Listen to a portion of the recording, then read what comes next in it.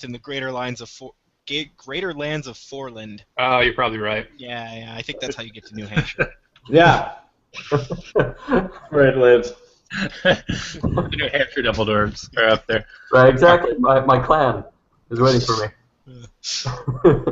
Not to be confused with the Dolerast Dumbledores. Those guys are idiots. I like how your first name becomes your last name. Like, it alternates. Right, consistency. Welcome back from Iraq, Mr. Man. Yeah. Thank you. Oh, man, I'm so happy to be home. For one thing, internet is much better here. Who knew? Really? Yeah. Like, the infrastructure isn't similarly... yeah, you know, like, it's almost as if there's been, like, 2 decades of war and sanctions. I guess that's the one thing we have going for us here. In all other Otherwise, things, I'd say this we're would be pretty equal. Iraq. No, it was a lot of fun. Really hard work. I just got my hotel room. It was the furthest room from the router in the entire hotel.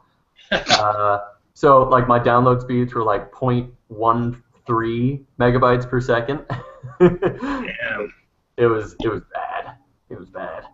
Slow. It like loaded a tweet really slowly. Yeah, It's exactly. like one character. Like, letter at a time. But it was a good time. It was a good time. Well, hey, now that we're all here, and, although Mel is out, is Theodora? Feonora. Well, Or is she not I think I read in the email traffic that she met somebody at the hall, and she may have met the love of her life, an adventure man, settled down, had a good family. Does Dumbledore know about this? Huh? Does Dumbledore know about this? Dumbledore was shattered when he got the Dear John letter. Also, but- it's amazing that she's managed to start a family in what is in-game time like 2 days. 2 days, yeah. He's very productive. Yeah, well, excessively fertile. And also, you understand the gestation period for the elven Oh, that's kind true. is That's true. very swift. Although I guarantee you there's a rule on that somewhere in D&D. Oh yeah, no doubt. If you're rolling for pregnancy, like +1 to -1 to Money on movement, that. +1 to resistance of bacteria. I don't Oh know. my god. Mike, I'm gonna need you to look that up, and we're gonna Okay, yeah, get one the, sec. like, thing ready for pregnancy. That's gonna be. Oh, it's actually right here. Are you serious? No, I'm totally fucking with Okay, you. thank God. Thank God. I would almost want to roleplay as Feanor at that point. Actually, so I do have a question. I don't know if we divided up the experience for our I meant to mention beating that. of our air pirates here, which might push me over the edge for selecting, like, getting to level 2. Yeah, I can tell you what that is. Just a moment. Just a moment. For the bandits, I'm gonna level up. I'm gonna level up. they're pirates. Each one of those guys was 25 XP, Okay. and you guys felled 5 of them. Cool. All right. That's 125. 25. Yes. Is that split between all of us, or is that each? This is one of those things that I've neglected to look up. It's each. Oh yeah, very easy. Oh yeah. Answer there. Actually, it's double. Whatever. Oh, Oh, is it's it? 575. Yeah, that's just the Yeah, way it I works. think the way it works is that, you know, I get 125, and then it doubles. It's kind of like a logarithmic growth. Yeah. So Seems- by this that seems calculation, I think Eric is at level 400 and has advanced to the stage of minor deity. That is true. I'm beginning to glow. So Oh, I'm man, at I'm 575, just shy. is that right? I'm just shy. I'm 25 Well, experience below. You guys also have an animal that was 50 XP. for taking Oh. down that Oh, panther. right. That's true. All right. Although we didn't put the final nail in that coffin. Well, it was more like solving the problem of what to do with him. And then you got the experience for the encounter. And then Brevis has an additional 30 XP for his daring escape. That was pretty badass. Nice. Mhm. I think we gain experience with letting Tiger out of the cage. We now know not to do that ever again. Yeah. I went in. I'm editing Mal's now. He doesn't have the XP at all, so I'm just gonna give him what I have. That's What do fine. you have? Yeah, makes sense. What do you have, Hercules? Because I think I have the same stuff as you. I have 625. Okay. I have 655, I guess, because of the 30, but... All right, so I'm officially at level 2. Nice. Oh, yeah, because you carried over from ours, right? Yeah, he tunneled his way out of that, like, I don't know what it was, like a wormhole or a portal to another dimension. You don't even want to know, man. The fact that you survived the encounter I had planned for you with only, like, 100 XP is pretty impressive. All I remember in that game is I set literally everything on fire and everybody started to die. Yeah, that was actually a great game. It was fun. It was fun. That's on YouTube, as actually. I recall, going through the wormhole, I came to an area where time moved quicker, and then I had to like use a tesseract to contact my daughter. Yeah. You had to put coordinates in the gravity dust. Yeah, exactly. I think I saw that D&D game. Chris Nolan, I think. He directed. Yeah. Directed. So how many? Is Yeah, it like 1,000 points for into like level? Level 3? 2. No, level 2 is 1,000, according to what I have written down. Okay, so what is it to level 3? 3,000, right? You can go up by 1,000 every time. I actually don't know. I'm looking it up. I invented it. Hold on. Let's all check the rules. Yep. Together! Woohoo! Ba-ba-da. Yeah, there is. I was at the gym, and I don't get what's the deal with people making noises like they're having sex while they're at the gym? Like, I never understood that. That's just like, dude, shut up. I get it. You're pushing it, but you don't need to like off the ass. That doesn't make sense, but whatever.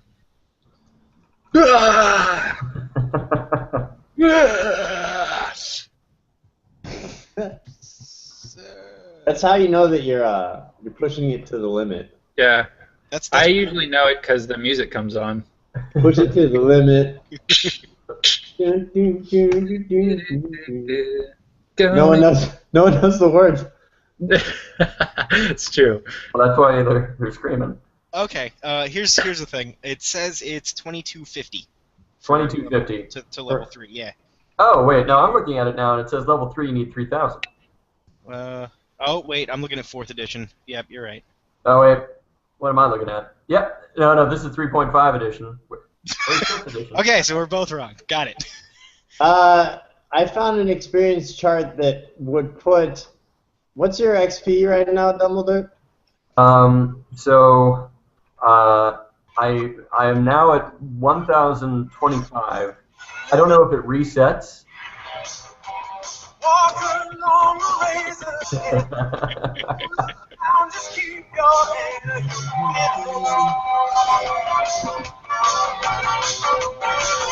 Sorry, guys. Let's push it. That was good. was I've pushing got a chart that says that Dumbledore is 300 is your you get your second level at 600. You get your third level at 1,800. This is just some shit I found on a random forum. Okay, so I might need some time then. Huh? Because I only have 1,000, so I need another 600 to level up. What am I looking at here? So let's say second level's at 600, and third level's at 1,800. Well, here's another one that says 5th edition. You need 300 for level 2, 900 for level 3, and then 2,700 for level 4. What? This should be a pretty standard thing. Yeah, I think 5th edition is still kind of in flux. Like it's still kind of being made. Here, let me post the thing I'm looking at in the chat. Bloop, bloop.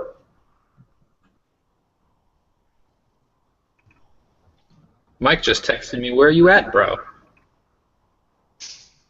No, I texted you about 20 minutes ago. Oh, wait. What? That makes sense. Oh, 5th. I see. It's comparing them all. This is get it. difficult. Well, what do you want to go with? Yeah, DM, I'll follow your lead here. Let's take a quick little break for me to read. My blade will cut you down to size. Poor son, taking the dirt nap so soon. Tell Imogen to shut up. My blade No. will down to size.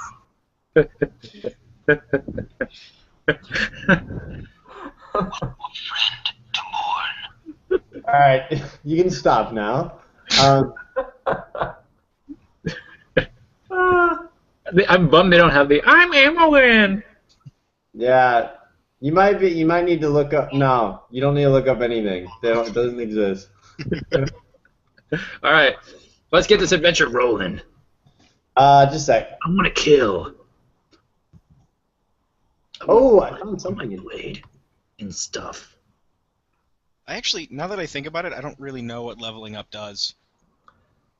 I know it unlocks It gives different you skill new levels, abilities and stuff. Cool. but I don't know either. You unlock feats and things, right? Yeah. Tell you what, for I this think your attack adventure, roll. we'll use that chart that I had earlier, right? Okay. Which one? Which gives you 3rd level at 1800 XP, Okay. and we'll continue to divide the XP. I mean, not divide, just give you all, the max XP rather than dividing it, until we figure out the actual way to do it. Cool. Could you send that that link somewhere? Yeah, The link sure. with the leveling. Oh, Eric dropped. Eric dropped. All right, so just use that one. Oh, that's one that you sent. Cool. That was weird. Oh, now you're back. Yeah, my computer thought I was going to sleep. It was open. I think I moved too fast or something. Oh, this one. Okay, great. Okay, so that means I think that puts Dumbledore at level 2, right? Mm-hmm. Yep. And me as well, actually. You as well? Mhm. Okay, what about Mel? Yeah, 625 for everybody, I think, except the other two guys. Cool. D&D level 2.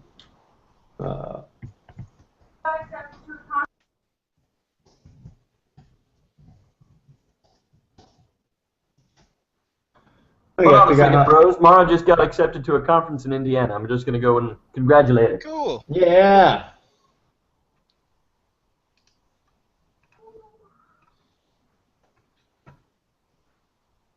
So, what do Okay, we do so with level you 2? get check class level tables. That's it, I think. Okay, so you get more hit points, more hit dice, and you check your class level tables. Cool. So we need to kind of do a little research here for each class to see what you're getting, what bonuses.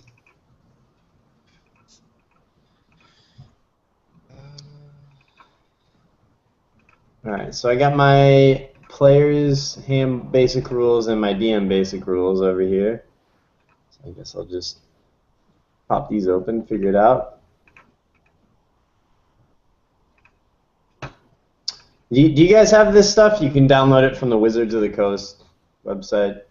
No, I don't have that stuff. Oh, okay, I'll send you a link to it. Oh, that'd be great.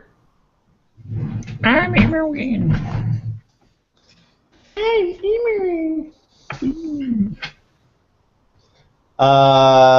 Here's basic rules, which you can download. Boom.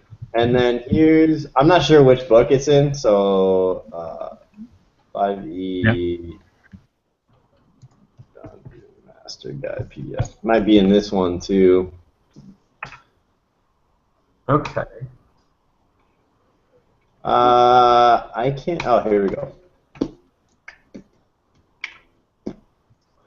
And then we got this one too, which I'll send you guys. Boom. So I'm going to look through both of them, see if I can figure out how this works. We haven't started recording, have we? The second one is I there. actually had started recording because we were being really funny, but it might be a boring video. Do you want me to stop and? Nah, it's whatever you want. I don't care. I can edit out the carry the 2 and let's see, roll a third die.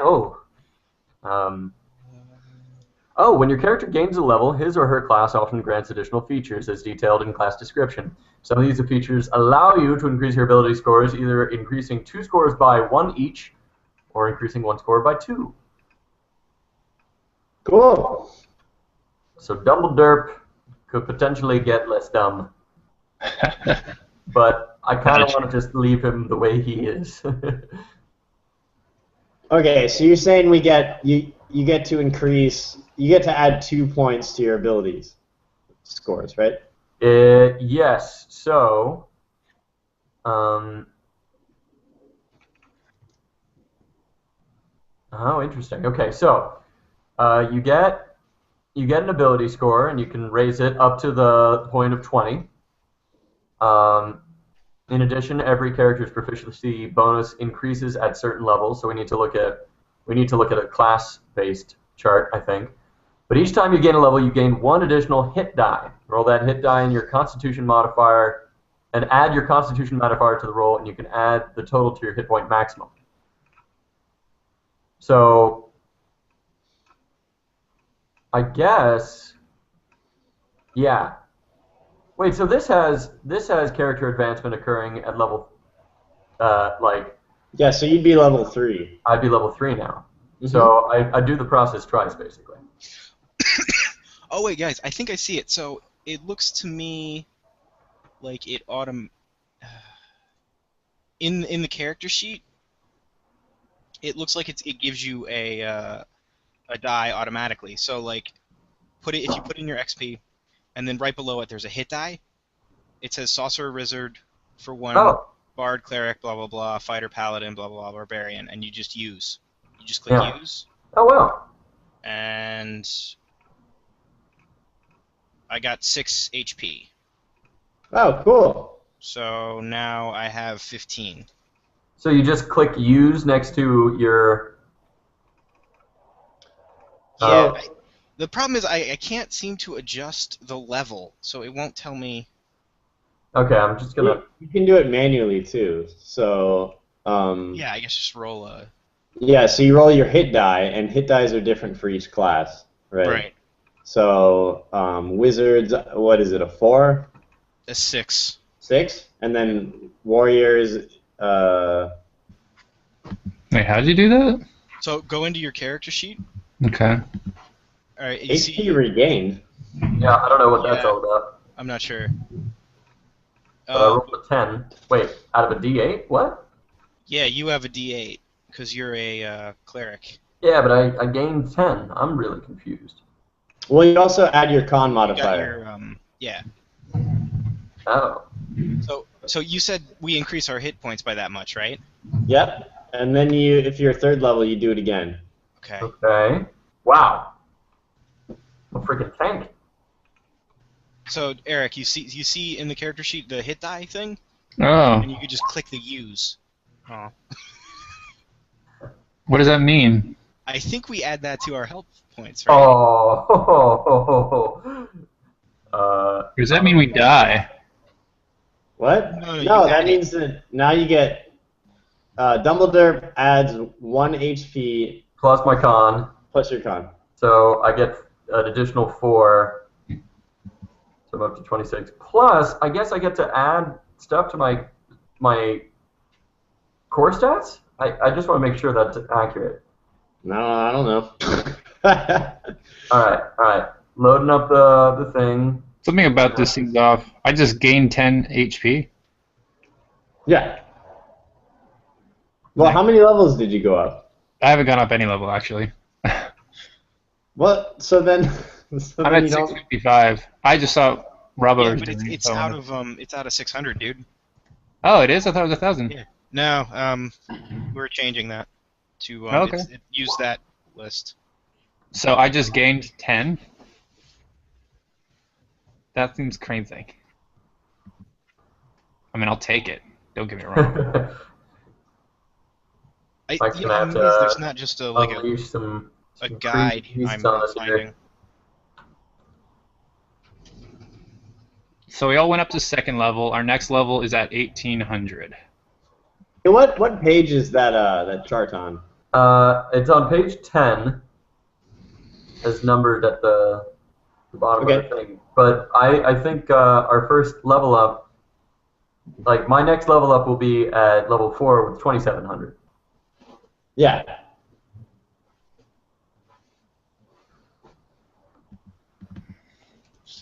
So actually, if you want to do this, like if Dumbledore was planning on leveling up the first level, and then adding to his Constitution modifier, and then you'd want to do that first before you roll. Oh, you're right. You're right.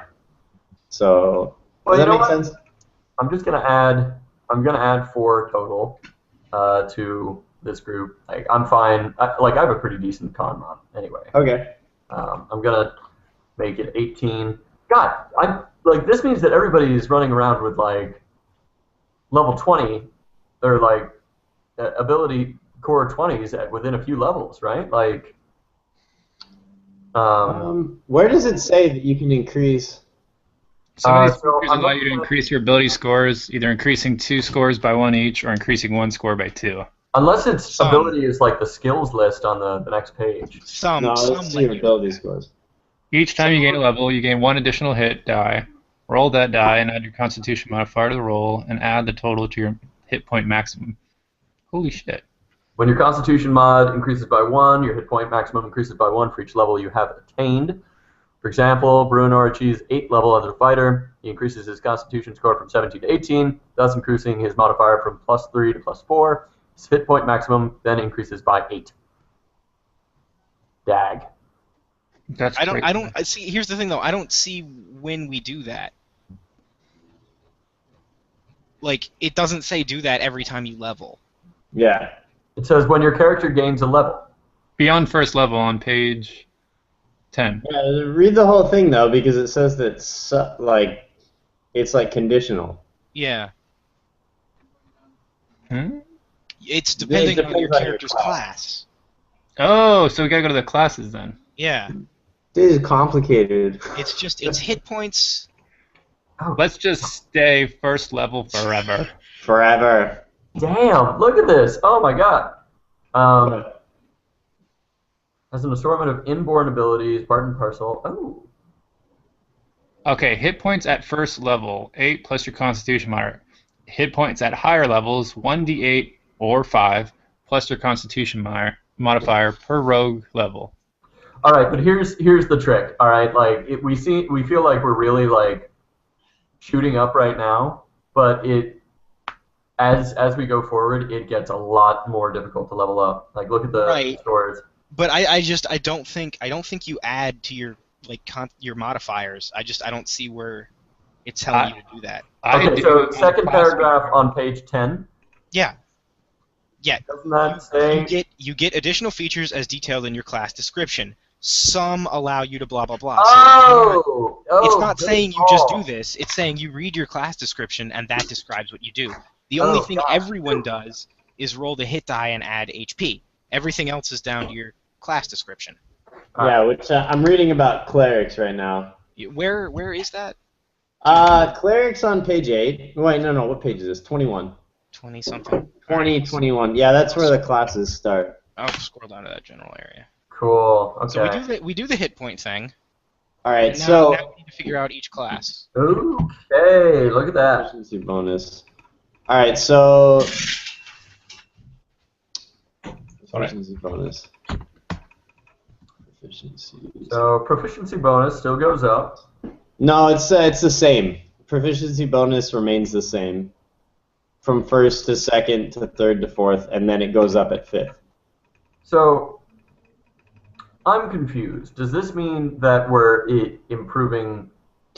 This just seems like by the 20th level you'll have a perfect being, right? Everything will be level 20, and long before that, like it'll be by like the 10th level.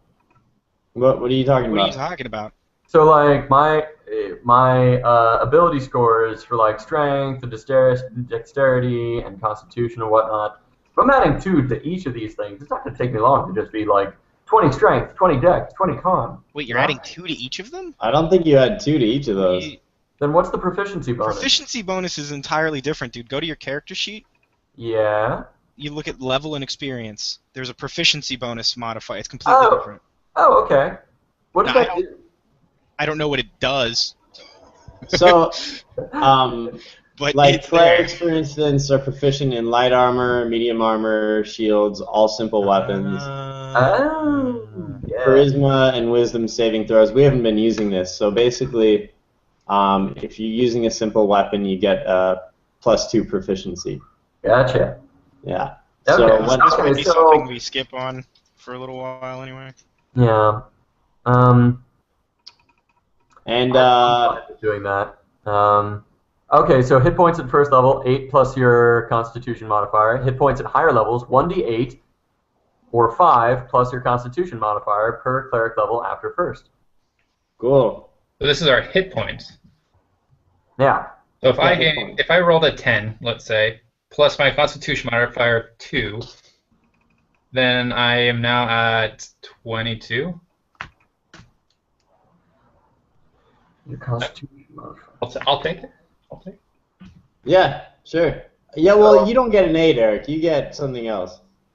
You, No, I get a D8. you do? For a thief? Yeah. According to the Oh, fuck it. Cool. Yeah. Also, let's see. So Derek gets Channel Divinity and Divine Domain. So you should look those up. That's on page 22. I got a cunning action, which is an extra move per turn. All right. Wait, you just get to move. You get to move twice? I get to do one of 3 actions that are like extra per turn, which is I get to hide, dash, or what is the other one? Disengage. So whatever those actions are. Do you know what dash and disengage do? No. Oh, I see. Right. So you can go in, you can stab someone, and then you can run away, and they can't do an attack of opportunity. Cool. That's pretty sick. What does dash do? We should look that up. Hey, so for proficiencies, am I gaining new ones? Like I'm proficient in light armor. Could I be proficient now in like? No. no, it just adds a plus when you're using those. I think. Got it. Yeah. Let's see. And then we should level up Mel too.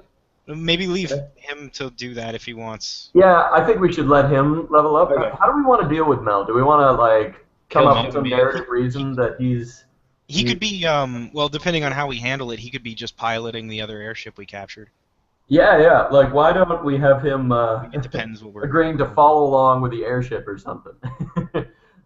Okay, cool. We can get into all that once we finish leveling up shit. Yeah, this is Okay. fucking okay. So it looks like for me, I can just add, I can add 2 wizard spells to my spell book. Yay! Do you get any more spell slots? That's good. Doesn't look like it. Really? At least I'm not reading anything that tells me I do. Spell slots per level. At 3rd level, you have 4 first level and 2 second level spell slots. Where are So you seeing that? page Oh, I see. 29. Yeah. No. It's on. Yeah, but the first 3. So I have 3. So now you have 6 spells. So that's badass. Wait, are you 3rd level or 2nd? I'm 2nd level, so I have Oh, 3 okay. So now you have cantrips 3 and 3 spell slots. for first level. Yeah. And I also learned 2 new spells. Cool. Yeah, that works. We'll go with that. Yeah, And Eric- each time you gain a wizard level, you can add 2 wizard spells. Yeah. So kind of dog ear all your guys' new abilities in these PDFs, just so you can refer back to them. Yeah, I'm gonna save I'm this. actually copying and pasting the notes in my Roll20 thing. Yeah, that works. That's great. Oh, that's good.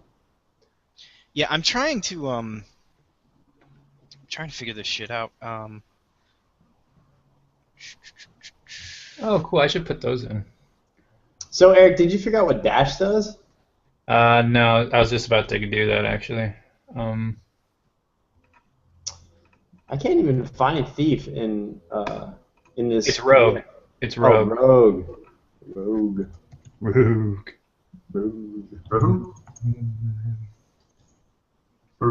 There we go. Cool. A shady living. Oh, dude, Are you level 2 or level 3, Eric? I am level 2. Cool. So, dash. Oh, that's a monster. That's not what I want. Cunning action. Awesome. Dash. Here we go. Oh, no, that wasn't it. Fucking. Where's that node section you were talking about there? Scroll down. I can't find cunning action description. Where do you find that? Oh, there it is. Under class features, yeah. Dash, disengage, or... Alright, dash. When you take the dash action, you gain extra movement for the current turn. Increase equals your speed after applying any modifiers. With a speed of 30 feet, for example, you can move up to 60 feet on your turn if you dash. Disengage. Your movement doesn't provoke opportunity attacks. Yeah, that's awesome. And what was the other one I had? Hide. Hide. You take the hide action, you make a dexterity stealth check in an attempt to hide. Nice. Then you can sneak attack. Certain benefits such as unseen attackers and targets. Cool. Cool. Yeah. So if you could dog ear all this stuff, that'd be awesome, and then we'll just refer back to it when we need to use it. Cool. Yeah, I'm working on getting all that settled. Yeah. So we'll just keep Mel where he is, and we'll try not to kill him. Sounds good. And so that said, you guys probably don't want me to pilot Mel. I mean, He was I in can. the cargo hold doing something shady, I think, last time. Yeah, he's rifling through boxes and stealing shit from Tor. Classic Mel. Classic Mel.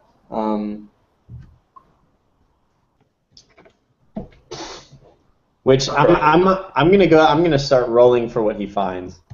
Okay.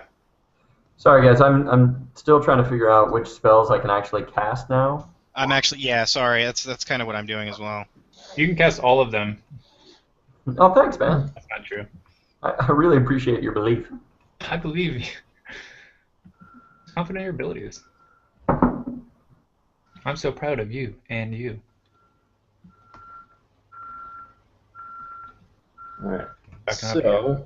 So apparently, I can at level 1 and level 3, I have Bless, Cure Wounds, Lesser Restoration, and Spiritual Weapon. So I guess these are just other spells in my list of 3 that I can cast per day, right? Yeah, and you're at level 3, so your spell slots should have changed somehow, right? Good Increased. question. I guess So with those slots. let's go back to Cleric. Does it have a spell? Okay. You get level 3. You have 4 first level spell slots, 2 second level spell slots, Whoa! and the same number of cantrips as before. I think that's 3. 3. 3 cantrips, 4 first level, 2 second level. 2 second level. So and spell slots mean you can put anything in the spell slots. You can even cast first level spells in the second level spell slots. They're just more powerful. Wow. Okay, so I can, if there's 3 cantrips, 4 first level spells, and 2 level 2 spells, that's a total of like 9 spells that I can cast. Yeah. Ag. All right. Well, I'll just choose those real quick, and I'll be ready to go. Yeah, and there's also a certain number of spells that you can know, like or have memorized, or that might be for wizards actually.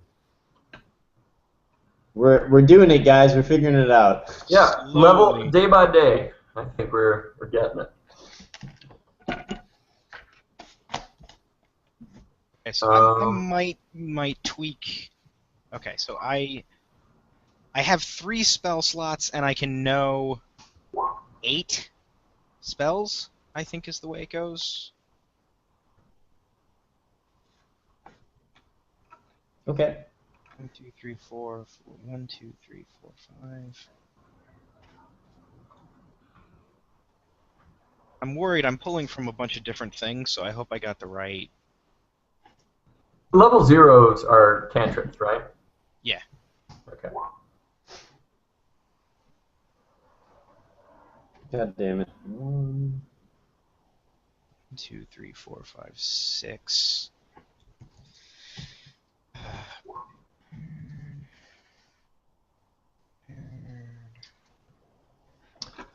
All right, so when Mel's digging around, he finds a dagger and a helmet, and he kind of loots them when no one's looking. Just have to remember. I'll put it in a sheet.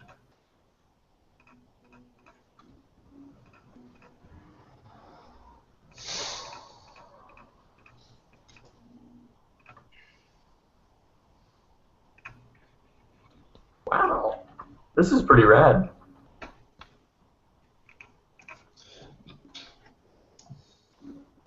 All right. 1, 2, 3, 4, 5, 6. 6.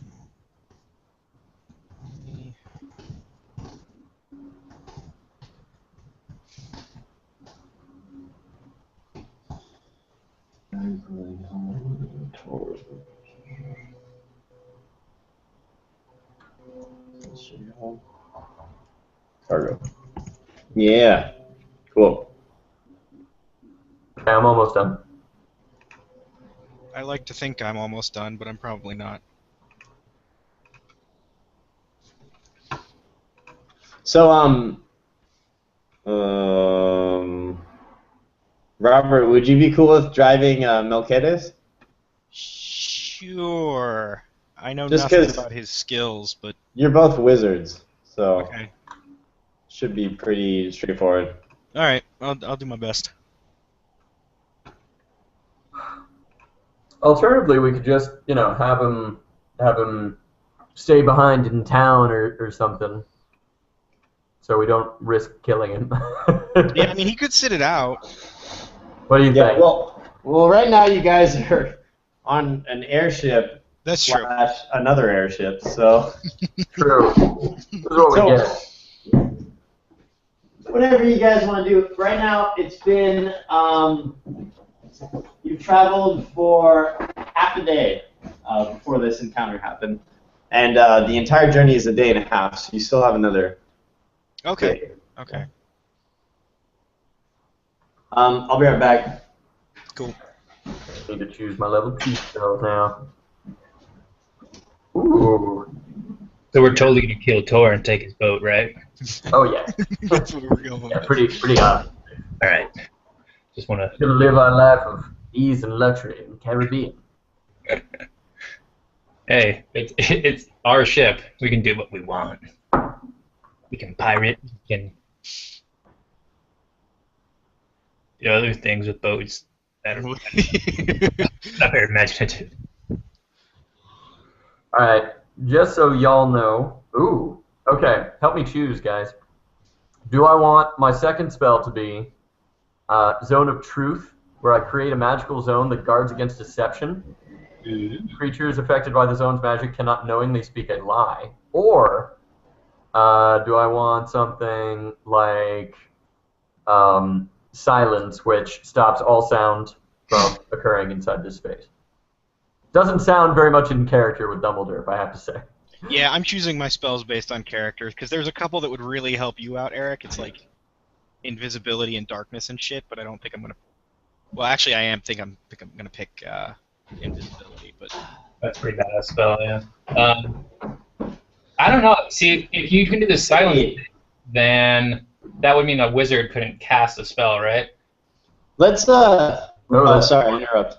But the truth thing would be good for like investigations. You know, if someone's trying to withhold something, we could make it impossible for them to lie. Should be kind of cool. I kind of like that idea. Yeah. Okay. I'm gonna go that way. All right. Go to truth. And with that, I'm ready to go. Let's do one last thing. Let's give Mel his hit points, just in case you guys do get in a scrape. He doesn't, he's not That's a good idea. extremely disadvantaged. I don't think he'll mind us, giving him Just giving him his hit points. Yeah, that Yeah. makes sense. Do you know how many dice he gets? Mm-hmm. Trying No. to find it in this. Just go Here we into the go. calendar, you can click it. Wizard, creating a wizard. 1d6. So we'll roll 2 1d6 for him. Oh wait, he's only one level up, right? Yeah, he's level 2. I'll roll for him. Roll 1d6. 1. Oh fuck, he's gonna be mad. Plus his con modifier is what? Alternatively, I think you're allowed to just choose like. Let's do that, because otherwise we'll get mad at Yeah. me. So I had the option of rolling 1d8 or just taking a 5. So I think it's like 4. the D, whatever it is. I think for him. It's 1/2 rounded up. Yeah, exactly. So it would be a 4 plus his con mod. All right, so that means he gets 5. So Okay. it's 5, 7, 5 is 12. So he's got 12 out of 12. Cool. And that's all the leveling, right? I think so. How are we feeling? we feeling good? Yeah, I think so. I just to note, because I don't quite know how the whole prepared thing works. I just kind of messed around with. Basically what I did was I added 2 spells that I know, and then changed around what I prepared each day. I hope that's cool.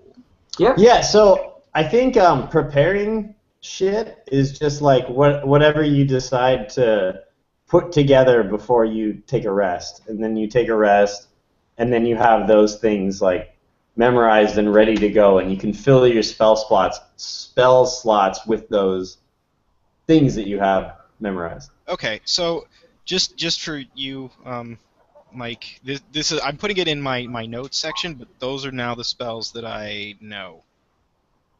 Okay. Mage armor, sleep. Cool. The stars are the ones that I have in my. I guess it doesn't matter. I can use whatever the hell I want, but yeah. Yeah, cool. We'll go with it. Works. Let's get this airship Yeah, on so the I think I'm road. good. I think I'm good now. Did you say let's get this airship on the road? Airship on the road. I love it. Okay, so I didn't draw a new airship because I'm lazy, but I just took the airship image and I duplicated it. So Oh, cool. here you guys are, and you have like two game boards to play on. The one up above is the pirate airship, and the one below is Tor's airship. Okay, cool. So I think And what's up? has Cav taught me how to fly the ship yet? No, so right now Cav is terrified of you. At last we left, you basically rolled an intimidation check that was a 20, and it was super effective. But now he's sort of trembling when you're near him. So the way that this is gonna work is, you can either ask Cav to show you, how to fly this thing, or you can ask Tor to kind of walk you through it. And it doesn't matter which one. Well, as far as you know, it doesn't matter which one you ask because they're both pilots. I seem to think I was coming back down to talk to Tor about that, but maybe I'm making that up. Yeah. I mean, it's sort of free reign. As long as Brevis kind of keeps an eye on Cav, there's no real danger that you guys can foresee. Yeah, I'm sitting uncomfortably behind him with my blade out, so. I think he's right. Okay. Well, let me see. I So think I have some pretty high perception, don't I? I think right now it's a matter of figuring out what you're gonna do with this extra airship. Because right now Cav can fly it. Right. Under someone's watch, you don't know what he'll do. Maybe he's so intimidated he'll just stay with you if you leave him, or maybe he'll just fly away. Oh, I'm not leaving this guy. Yeah, No. I said we don't. Yeah. So here's what I think, gent. I shout up from the airship below. I'd say an airship can pull us a tidy profit. So maybe once we pull in to Dolerast, and the first town that we come to, maybe we just sell it off and continue on our way. Or we keep it and we use it to travel around with all of our adventures. Save a lot of time. What do you guys think? What do you think, Robert? I Heraclius. I kind of favor keeping it, assuming we can keep it like stocked with fuel and shit. I don't know what it uses. That's true. Hamsters. But why don't we search it? See what's here. Good idea. We haven't seen below So, decks. Okay, cool. So yeah, why don't I do that? I search it. You search it? Yep. I'll move. Okay. So I'm gonna. in here. So this will be their cargo hold down here, and when you get down there, you kind of see like a bunch of stuff that these guys have looted from from other ships, and there's all kinds of armors and weapons, and basically what I'm gonna do is roll to see if you find anything that's like exceptional. Okay. Cool. Right? Yeah. I call dibs. Yeah. Oh, that's Chad's actually. And Cav is It leaks a little bit. so Cav's intimidated right now. Is he like won over to our cause, or is he just like freaking the hell out? And He's scared of Brevis. Yeah. That's as far as you know. okay. Okay, so you guys find six items that are exceptional. Dibs. And I'm gonna roll. Let's see. So, weapon. What if we bring like Cav over to our side and like we hire him? Yeah, you can try to do that. That'd be kind of cool, right? It would be. I don't know if I'd trust him. Yeah, I wouldn't trust him very much either. Well, we don't have He to. was just trying to kill us. Command him. We could send him into like, oh, that looks like a bunch of pressure plates, and we just have him run through it. I don't know if Cav's an idiot. Also, I don't know if I'm okay with just having a dude die on us for you go be the human meat shield. Test to see if these man-eating saber-toothed tigers are really as man-eating as they say. No, it turns out they are. Wow. Huh. Wow, bitch. Science. They're playing with him like a toy. I guess we should use this other door, conveniently avoiding the man-eating tigers, which we decided not to. All right, so how do we tell if All right. something's interesting here? All right, I would so, like to get myself a new weapon. Yeah. So basically, this thing is stocked with like rusty blades and dinged up armor and stuff, and you can take any of that stuff. You tell me kind of what you're looking for, and I'll tell you if it's there, like an axe or a sword or a shield or. Magic item. Yeah, but you found 6 exceptional items. I'm gonna roll to see what exactly they are. Well, I'm looking for a weapon of some sort. Like, my mace is great, but if there's something better than that, I'd love to find like a simple sword or a nice warhammer, one-handed. Okay, so if you guys can keep track of this for me, you found 1 potion. Nope, make that 2 potions. Cool. So it's 1, 2, 3, 89. Okay, you find armor. Dag. What kind of armor? No, we'll ask. Get into that. All right, so that's 3 potions, 1 armor. That puts us at 4.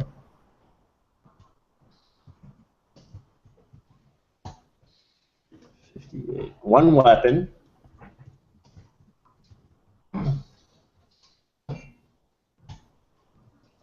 And another potion. All right, so I say a potion for each of us, and then we can figure out what to do with the weapon and the armor. What can you give us a little bit more detail? Yeah, I gotta keep rolling those. This will take a little bit. Okay, sorry. One weapon, no problem. So for the armor, 1d4. All right, so this is like head, arm, chest, leg, and then necklace. Wow. So head, arm, chest, leg. So that's you find some boots, some exceptional looking sort of magical boots. That's the armor. Okay. The weapon.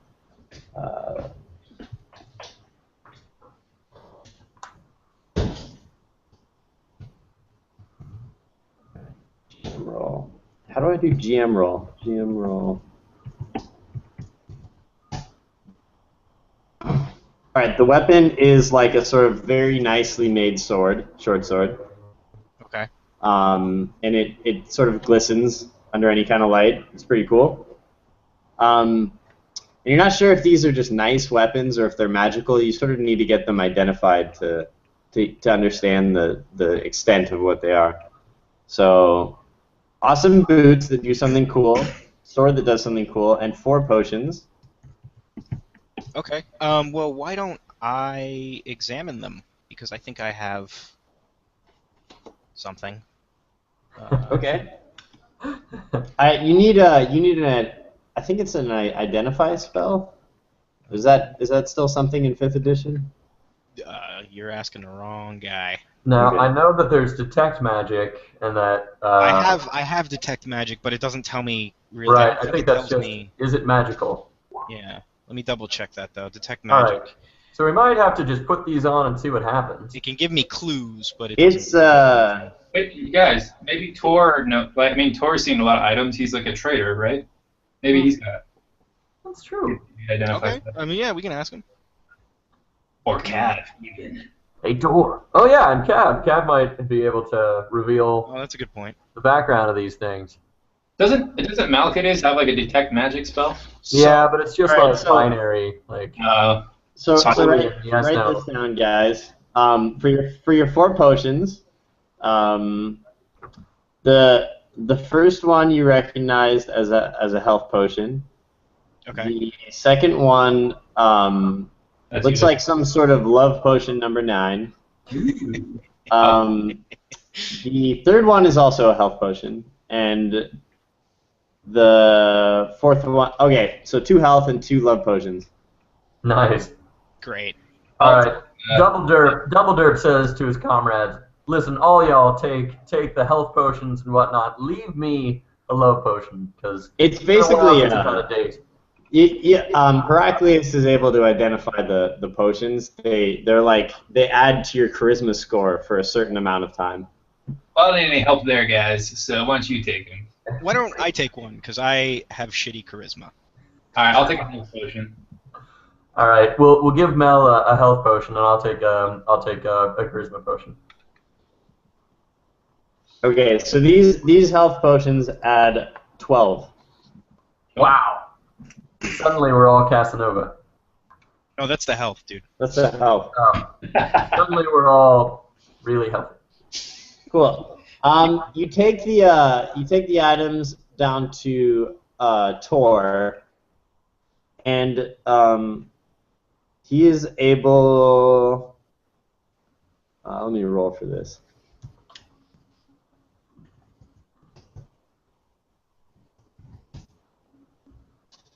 So he thinks that they look great, but he can't tell you much about them. Unfortunately, he tells you that there are some folks in Starboard Crossing that might be able to identify this stuff. Okay. Well, Can why we don't get any we word just out of this scared bandit character who's piloting our ship? What's up? Well, Oh yeah, let's ask him. would you inquire with your thieving comrade there? Yes, I will. Cav, what do these things do? Have you guys tried them on before? Wait, how's my guy? I don't remember. Okay, so just a sec. Gonna have a moment of dead air. Am I intimidating him or am I charming him at this point? A little bit of both. No, really. Do any of you guys have short swords right now? I have a mace. I don't. Wait, did we just find a short sword? Yeah. Yeah. Okay, so he just he can identify the short sword for you, and it glitters. He says that they found it off of some sort of wizarding party that they invaded. It has this sort of sparkly glitteriness in the darkness, so almost like a glow stick, but it's sort of like fairy dust kind of. All right. It does 1d8 plus 1 damage. Cool. Okay. Yeah, he doesn't know one of the other one of the other guys swiped the boots. He's not sure what they do. All right. Well, does anybody have an interest in this this thing? I mean, I have a 1d6 plus 2. Yeah, all yours, bud. Yeah, I mean, I'm happy take it. to let other members of the team take it over. And you guys can try on the boots, but it's always kind of a little, in this world everybody has a healthy respect for magic. Mm-hmm. And maybe if your intelligence is low enough, you just put them on. But for the most part, it's sort of a dangerous thing to don a magical item that you don't know what it does. It could. You've heard stories of magical items that are cursed, So I know what I'm gonna do. With your guys' permission, I'm gonna have Cav put these on. But first, I'm going to tie him to the mast. Okay. I'm accepting of this, although not terribly thrilled. All right, I want to do that. All right. So, Brevis, you have a rope, right? Yep, 100 feet. Okay. So you tie Cav to the side of the ship, Yes. and he puts the boots on, and he's just kind of like, I don't know, I feel like normal boots. What do you want me to do, man? I want you to jump. Okay, so Cav jumps, and he clears the height of himself. Like he jumps a full 6 feet in the air and then comes down. Whoa. Nice. All right, now I want you to run. Okay, so he runs in a jog, and it just looks like a normal run. Okay. Yeah, I'm thinking this might be good for me to get up into high places. What do you think? I'm Yeah. fine with you taking it. Doesn't Yeah, sound like makes anything sense. I want. Strategically. All right, I tell Cav to take off the boots and I put them on. Cool. Okay. Now, are these leather armor? Am I now armored, or are these just shoes? Yeah, they are. So let me show you what these things do. Boots. Maybe I don't wear them yet. I just put them in my backpack. You can do that. I'd wear them, dude. Well, Yeah, I would I'm as better well. unarmored, actually. My character is Oh. way better at dodging and stuff. Okay. How heavy are these boots? Yeah, good question. If they're leather boots. If they're in leather and they weigh 15 pounds. Oh, I see. So if you're unarmored, maybe Heraclius. He could be our mobile wizard. If you don't want them, do you not want them? I mean, I do want them, but I don't want to get armored because then I'm lower defense. Would you wear them? Yeah, that's what I'm asking. Oh no, not like. I mean, I would wear them when I needed to jump, but not regularly. So if you're going to, then yeah, you should take them. Give them to Mel. I don't really want them. I'm not a mobile wizard. What is Mel? Is he a mobile wizard? I mean, like, does he move? I love the term mobile He's a wizard. loner. Like, he didn't really put so he didn't really put too much in the character sheet, so I don't really know. But I actually don't even know his spells. But he said he's a bit of a loner, so maybe he'll like to jump around. Jump around. All right, Eric. Why don't you put them in your backpack for I'll now, put them like that. and we'll figure out what to do with them later. All right, sounds good. All the wizards like to jump around. Back. All right, So so lonely people. these boots add 2 to your armor class. All right, cool. Oh, And, that's right. huh? What'd you say? Oh, that's if I wear them. If you wear them, yeah, and they it seems like they can make you jump a little further, a little higher, something like that. Okay, cool. I'll put it down. Jumpy. Are you gonna wear them? No, there's in my backpack. Cool.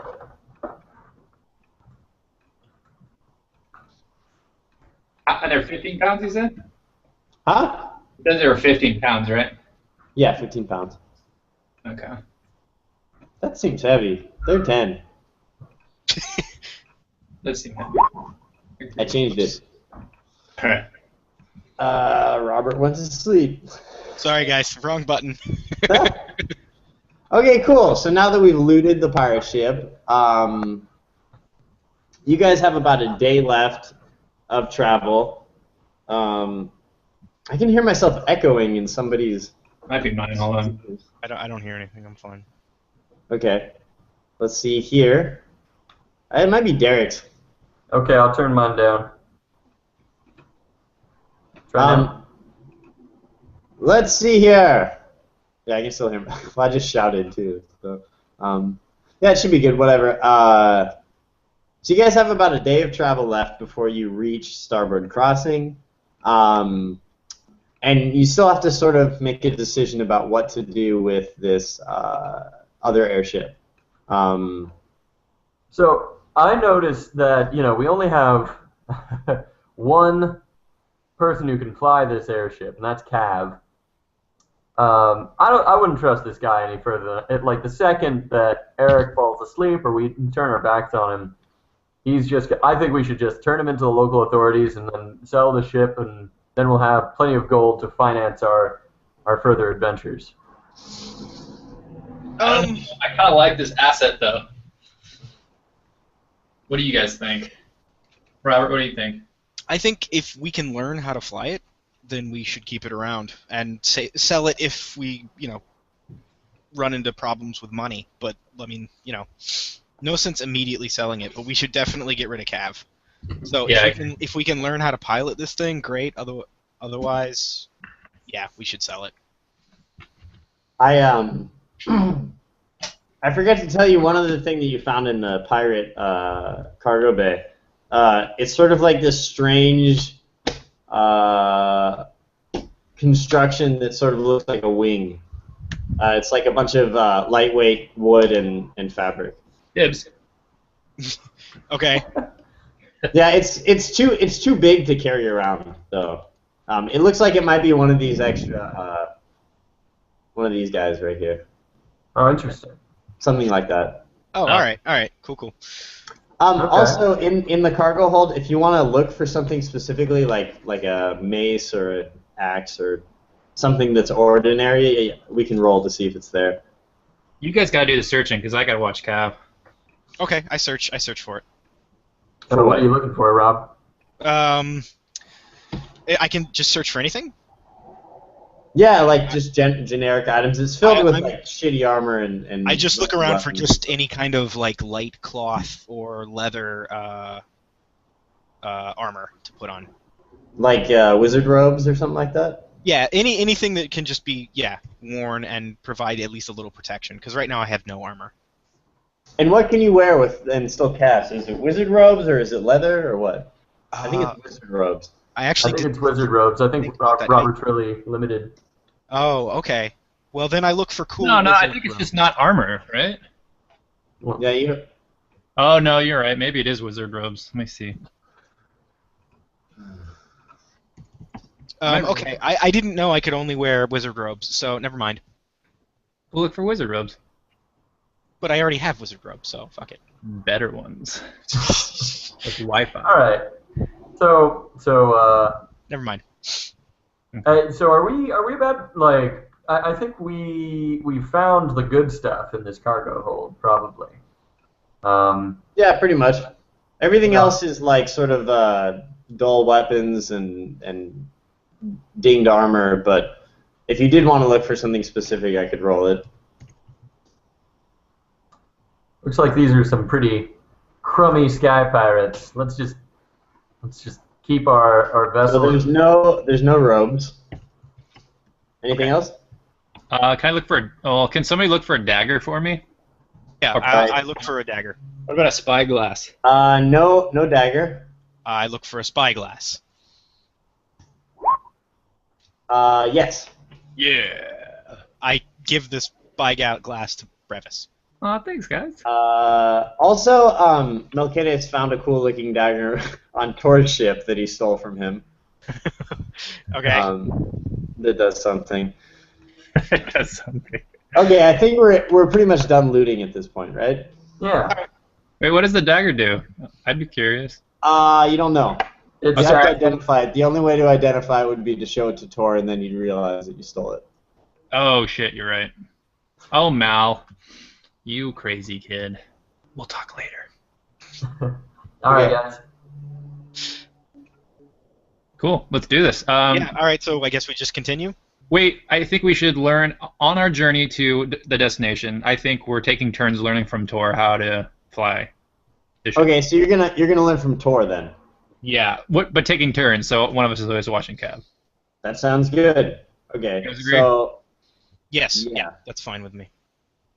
so let's get specific about this. Who's watching Cav and who's learning from Tor, because this is going to be like an intelligence check to see how well you learn. I'll learn from him. Yeah. I have pretty high intelligence. I'll keep Cab at bay here. I will also learn then. I'll take part in this class. Okay, so if you go, it's gonna have to be, unless you want to leave Cav alone, it's gonna have to be one at a time, because it looks like Heracles is up there and Brevis is up there. Oh, I'm sorry. I can move. No, what's his face is Dumbledore's watching Cab. Yeah, Dumbledore, go up and watch him. You're Dumbledore right. goes up and watch him, and me and Eric run I- down and learn from Tor. Yeah. Okay, cool. So he's gonna teach you about navigation. He's gonna teach you about rigging, which is all the pulleys and ropes and shit on the boat. Cool. And then he's gonna teach you about the controls for steering the thing. So you're gonna roll a d20 for each of them in that order. So navigation, rigging, controls. I'll write this down for you guys. Nav, rigging, controls. What's our intelligence And modifier? then you add your intelligence modifier to see, and then I'll tell you like how that plays out. Okay. As you said, 1d20, right? Plus int. Plus intelligence, yeah. All right, so I got 5, 19, 19. All right, so Wait a minute. That doesn't make sense. Hold that's on. fine. No, because I don't think that added my modifier to each It's okay because the first one is 10, right? roll. But my intelligence modifier isn't 5 either. What's your intelligence modifier then? We'll just Four. use that. We'll use that roll and then All right, it's 4. 4. Okay. So Tor starts explaining navigation, and he sort of points out like the way that the sun, the way that the wind's blowing, and like the air current and all that. And Heracles gets a really clear understanding of navigation.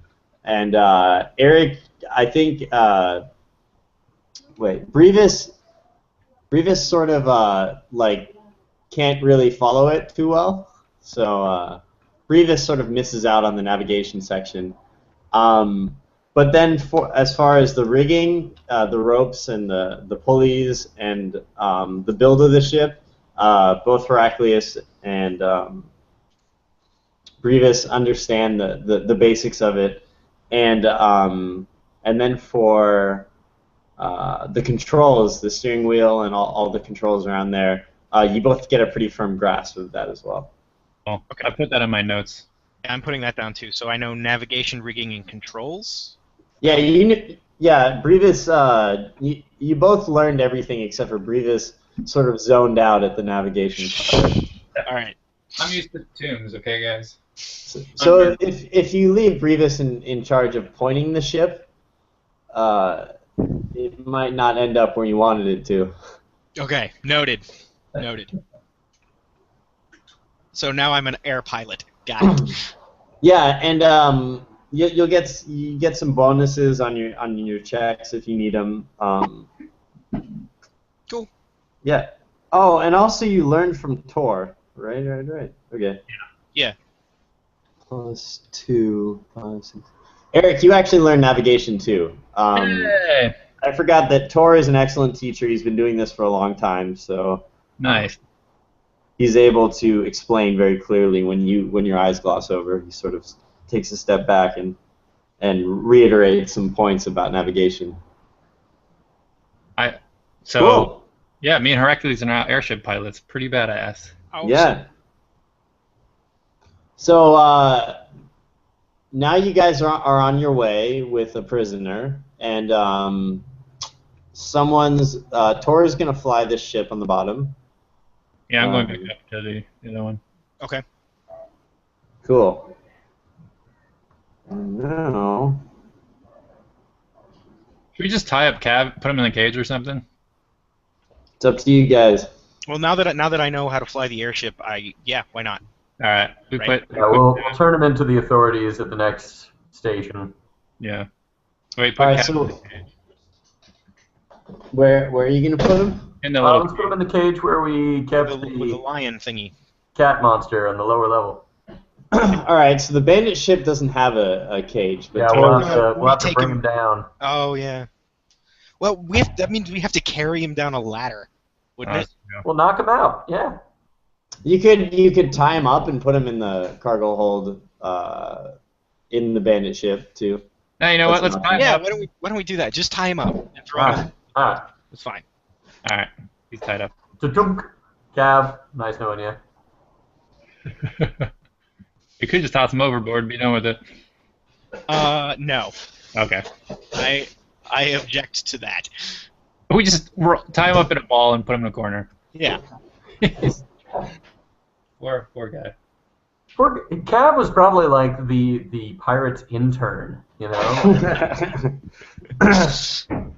He was probably just signing up, maybe hoping he could become a sky pilot one day, but he needed to do his dues, and, you know, college education wasn't working out. Poor Cav. This isn't what Dumbledore is thinking, of course. He kicks him one more in the head for good measure. But you never know. All right, guys. Well, I guess we'll divide up in shifts here. Brevis will take the con for the rest of the journey and switch off between him and Hercules. And maybe I'll keep Tor company downstairs. Make sure that our good friend Mel doesn't get into more trouble. Yeah, sounds good. Yep. Sounds good to me. All right. Continuing. And we'll continue the rest of the way to Skyward Sword, or whatever the name of the town is. Starboard crossing. Skyward Crossing. Yeah. Okay, cool. So the day passes. You guys are basically traveling for a day. It's early morning right now since the pirates sort of attacked right before the sun rose. So you have another day on this ship, and as you cruise through the skies, it's very beautiful. There's lots of clouds, and it's a nice day. It's not and it's uneventful. Nothing really happens. Nothing dangerous. It's just sort of a nice breezy cruise on your airship. And the night is approaching, and pretty much you have to make it through this night, and then you'll arrive at starboard crossing in the morning.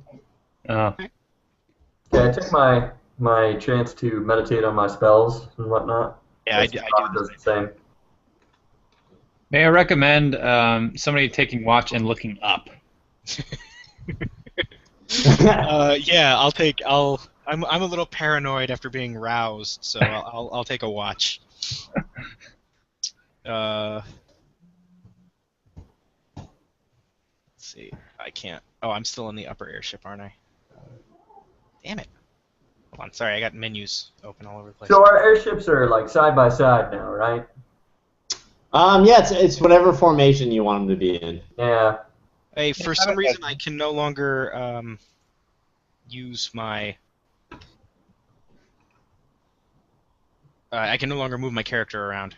Well, try it now. I had him clicked. No. No. Controlled by all players? Really? Yeah, I can't move him. Yeah, I moved him up top. Now he's sleeping. He's on watch. No, no, wake him up. More pirates! Wait, is anyone else having trouble moving things? No. Double Derp is agile as always. Heraclius, maybe need to refresh the browser or something like that. Maybe I'll give it a shot. Hold on. Well, hold on a sec. That's fine. It's fine. What was that? During the Can you try again? Double Derp regales the Yes. crew. Okay, I can do it now. with Yeah, good yeah, stories. Awesome.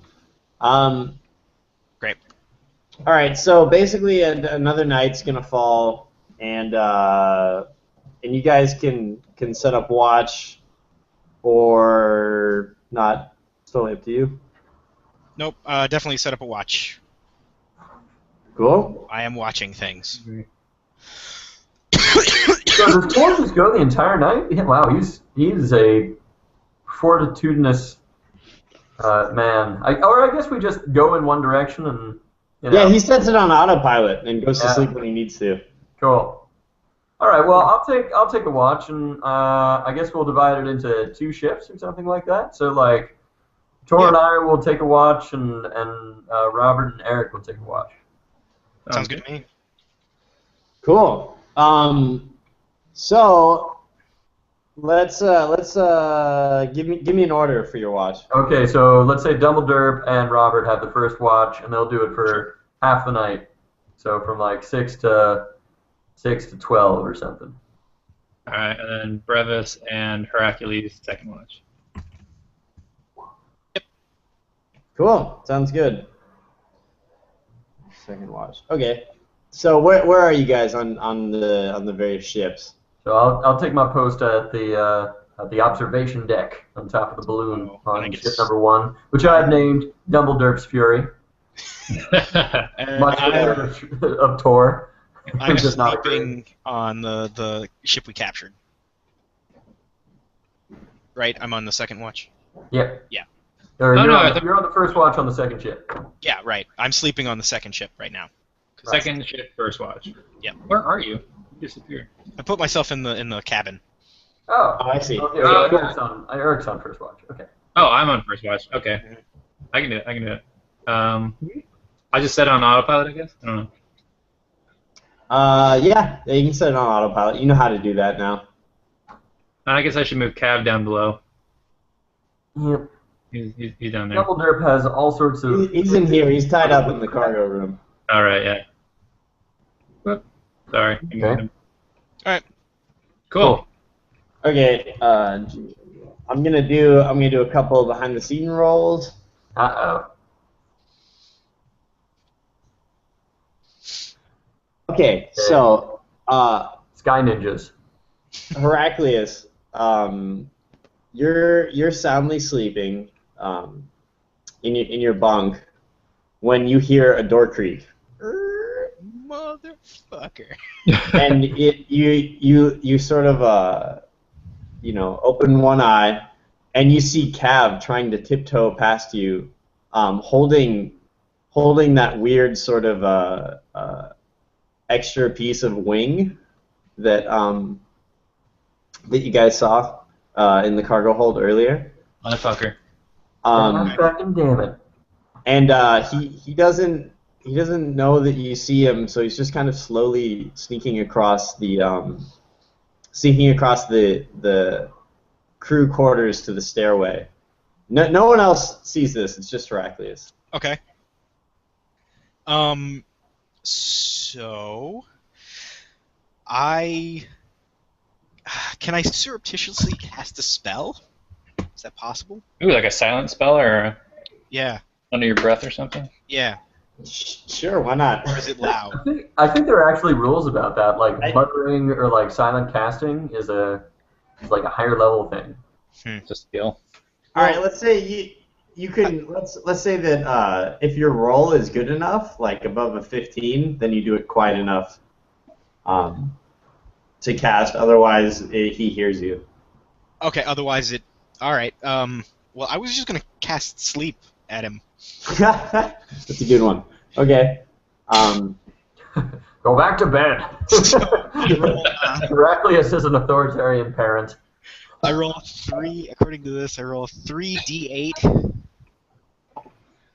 Oh my god. Oh, wait, how did we decide? Okay, how did we decide to do spells? It's It's gotta beat his hit points. what does a d20? Your 3d8. Well, no, that's the 3d8 is the total number of hit points the spell can affect. Yeah, so if you roll Okay. 3d8 and they all come up ones, then it won't affect him. Okay, all right, fair enough.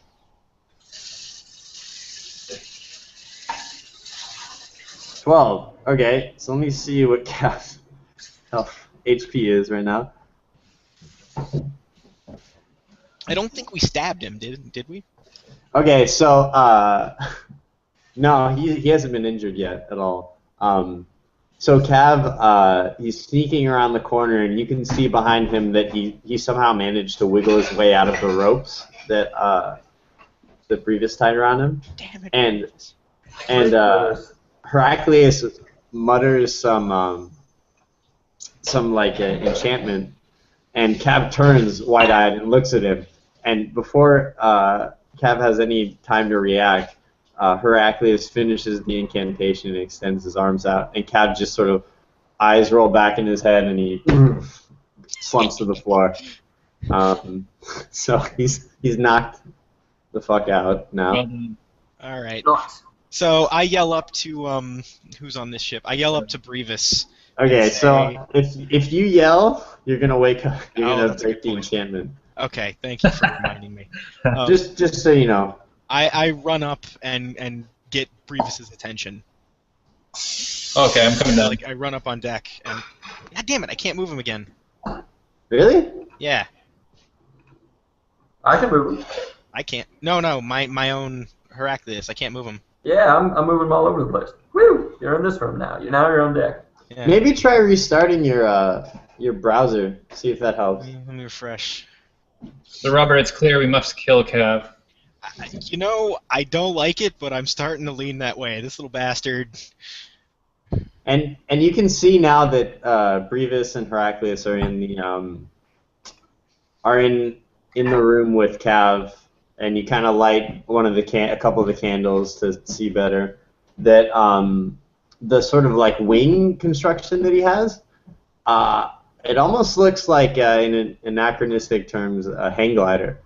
Oh. Okay, So he was trying to GTFO. okay. Basically. I turn to Brevis and I tell him, I think we might need to take harsher measures with this guy because he just about got away, and I agree. that would have been bad. So why don't we interrogate him when he gets up and see if maybe it makes sense to turn him in for like a bounty or something. But if it doesn't, I might have an idea. shoot. What if I tie him to the end of our rope, and we just hang him off the side. I love that plan. Double derp shots over. I concur. All right. So we tie him. Shut up. Okay. But let's just tie him. Make sure you tie him tight. I don't want him falling off for no reason. Yeah, so you're gonna need to roll to tie him tight. Okay. Roll 1d20 plus dex. Guessing. Yeah, we'll do dex. What is Any it? rope proficiencies you have? Dex 4. I don't know. I think it is. Yeah, 4. Also, we should have interrogated him a long time ago. Just FYI. Why don't we do that yeah. now? Hanging over the front of the ship might incline him to talk a little bit. Should we hang him by his hands? Because I think that's might like I don't know, inhibit his ability to untie himself. Feet. Feet? Okay. I mean, unless he can like crunch and get all the way up. Also, why would he untie himself? He's fucking hanging off the top.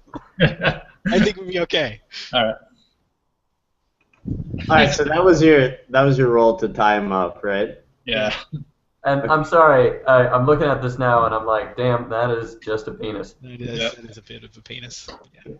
Thanks, Eric. Unintentional penis. That was Dumbledore.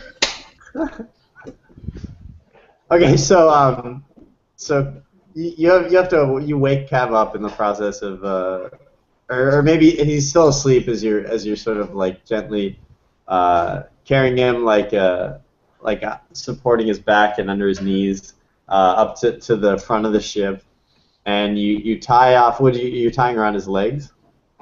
Yeah. Well, I said we tie his hands as well. Okay, Tie so you his tie legs. up his hands, you tie up his legs, and he wakes up just as you're sort of dropping him over the edge of the ship. And you just hear him scream. He thinks that you're killing him.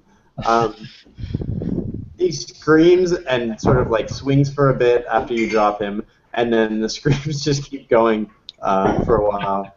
And then he's like, what are you doing? Why are you doing this to me? You're trying to take our hang glider.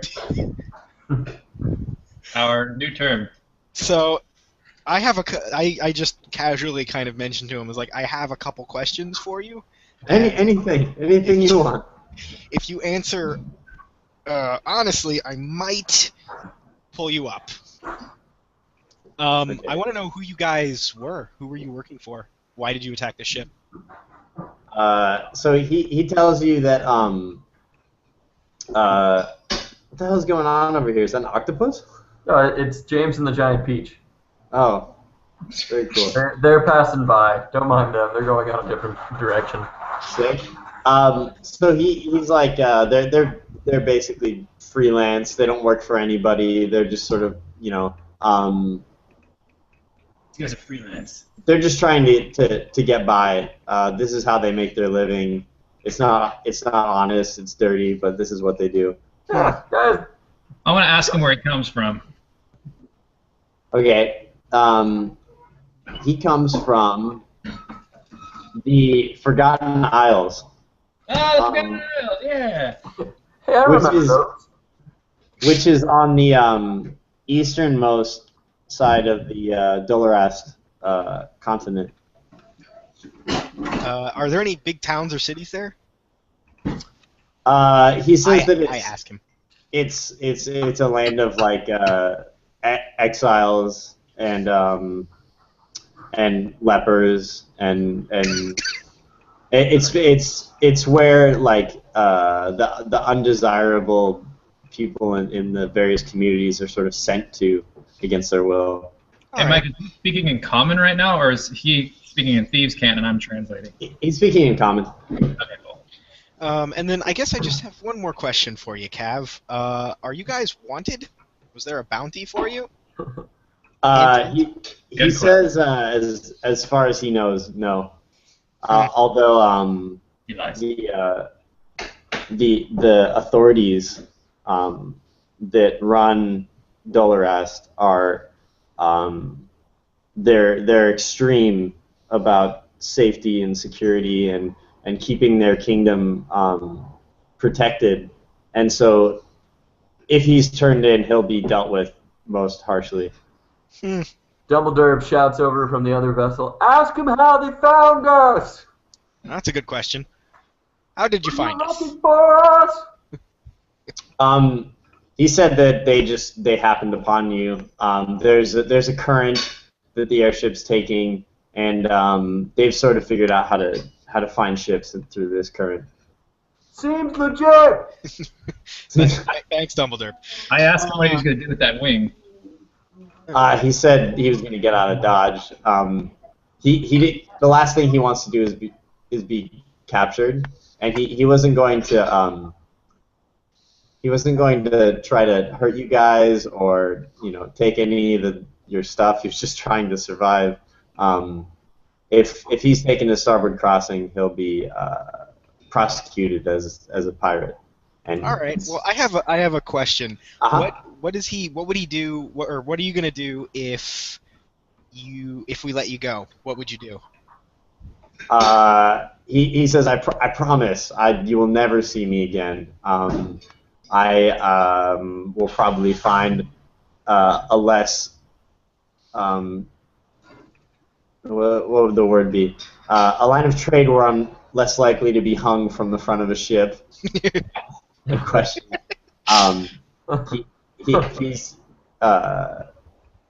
He's just sort of he needs to get out. He'll take the hang glider as far as it'll go. He's not sure if he can make it to land, but he would rather take his chances, with that than to be turned into the. I don't know. Once a thief, always a thief. I'm inclined to turn him in now.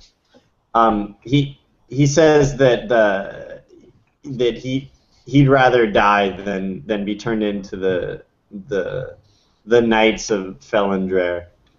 Can't blame him there. Why is that? How bad are they? So he's getting dizzy. It's becoming hard to talk upside down and shouting. But he basically explains that the Felindre is the capital of this continent. And there's the king who runs the whole place, Phaedron, the administrator, has like a zero tolerance policy for piracy, and he uses his knights and his considerable military power to keep order and safety on the continent. So compliment Chad for his ability to make sound political analysis while hanging upside down. And shouts over to his comrades that poor little blighter. Maybe we should just let him go. So I yell out. I call up Brevis and Dumbledore and say we need to have a talk about what we're going to do with this guy. But he can hang there for now. So here's what I'm thinking. This guy did us no harm, right? But he did kill the tiger or whatever, which was Tor's property. So maybe we should let Tor deal with him. Oh, well, yeah, that's true. Well, Yeah. just to be clear, he didn't kill anybody. He was the getaway car. Yeah, he was the driver. Yeah. Well, okay, so guys, I think what I don't hate this man. He sounds like he was just trying to get away. Probably just earning a living. And he didn't attack us directly. So if he says he's going to disappear if we let him go, I say we land and then let him out. Let him just run He's still away. a pirate, you guys. He's gonna, So you know? I would be all in favor of, as soon as we get within like a hang gliding distance from land, letting him take off after vowing never to take up crime for a period of 7 years. And definition of food. yeah. I'm okay with that plan, unless Brevis, you have a horrible objection to it. I think you guys are too soft. You're a thief, dude. What do you want to do? I know they're kind. Okay. He's not gonna change. Yeah. Unless he finds better employment, of course, which, I don't know, maybe Tor could provide in that.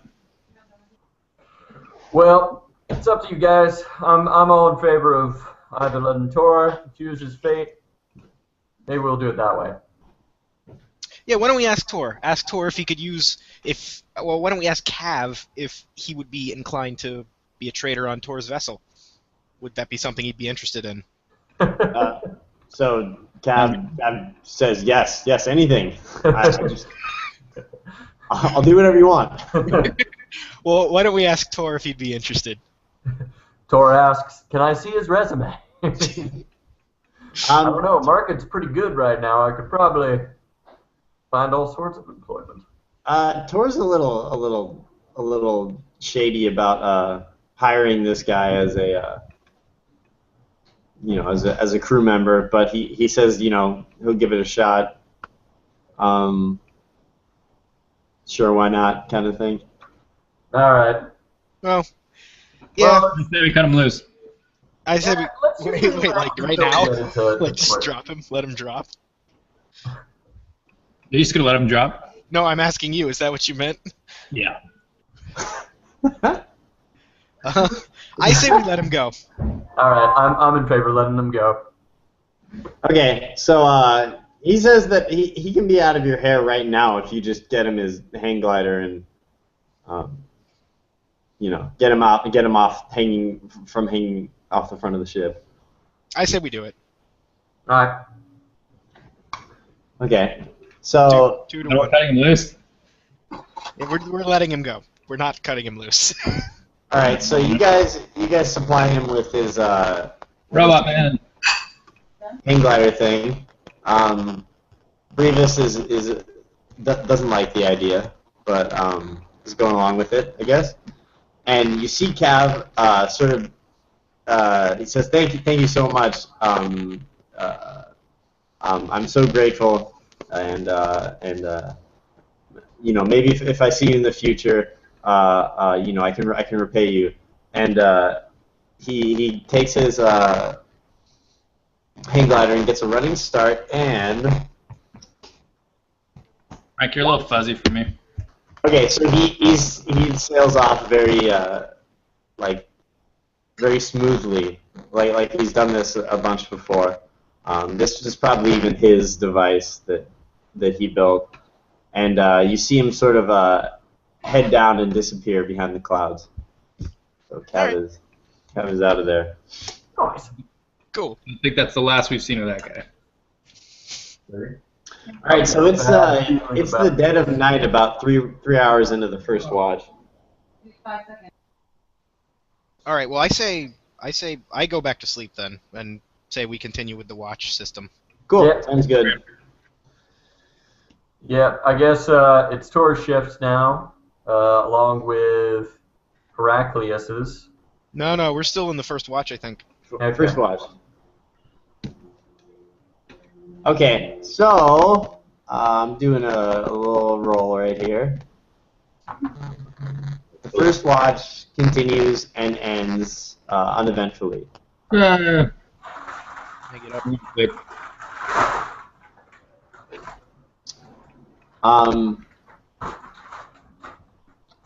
So now, let me do another roll.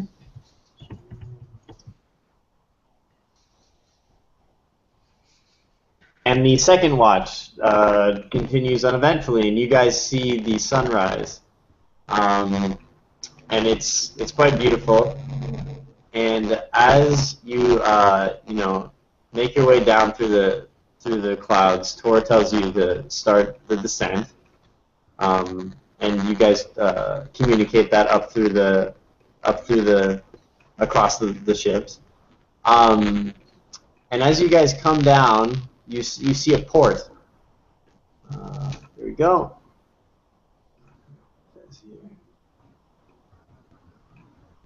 Oh. Oh. Okay. Cool. So, Huge. and then Oh, never mind. you guys see it blocked out, like the part of it's blocked out, right? Yes. We don't see the black part.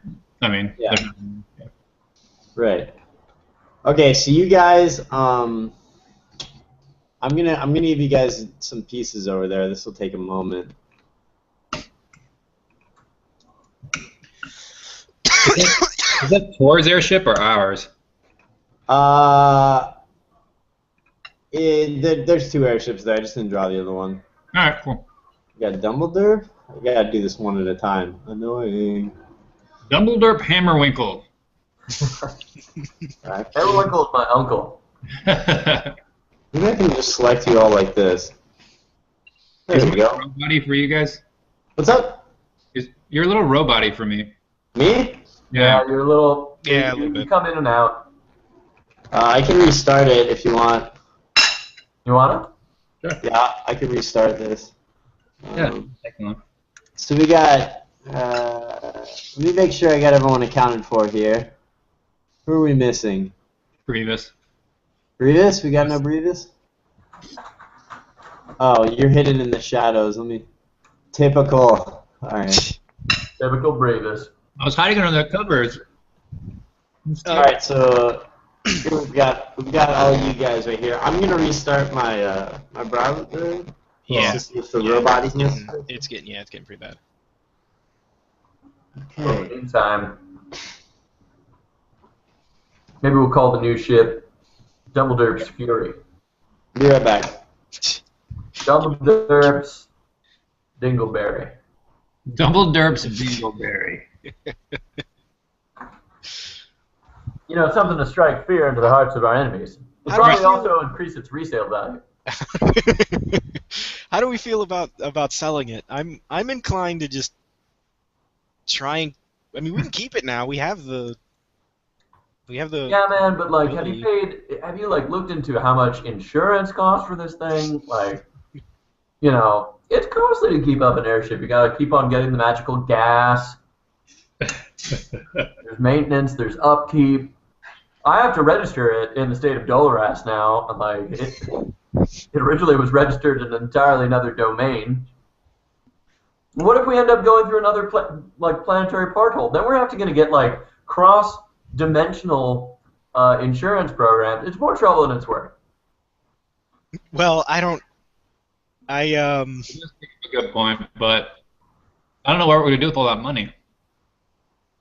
Buy shit. How about this? Buy booze. We rent it to Tor to expand his fleet, but he pays us like, I don't know, 70%. Hello. Am I a robot? No, you're Oh, good. now. you're great. Yay, I'm non-robotic. Cool.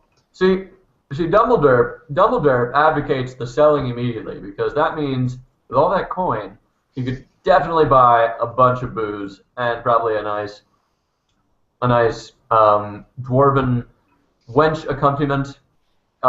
He could get, you know, a nice set of armor, all sorts of things that you ordinarily would not be able to get.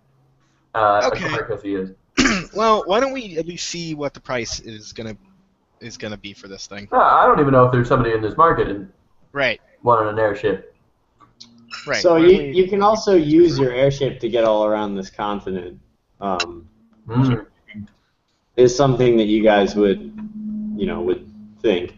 Wow. FAA regulations are pretty lax here. I suggest we keep it. Well, why don't we see? There's no harm in at least figuring out how much it would cost So do we have to go through customs or something, like To- passport control? sell it. All right, so We're postponing it.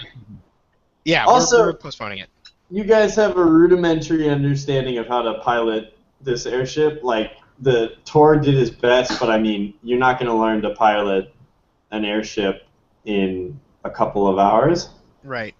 I know. Yeah, so as you step out, actually, let me get my notes really quick. Some dead air.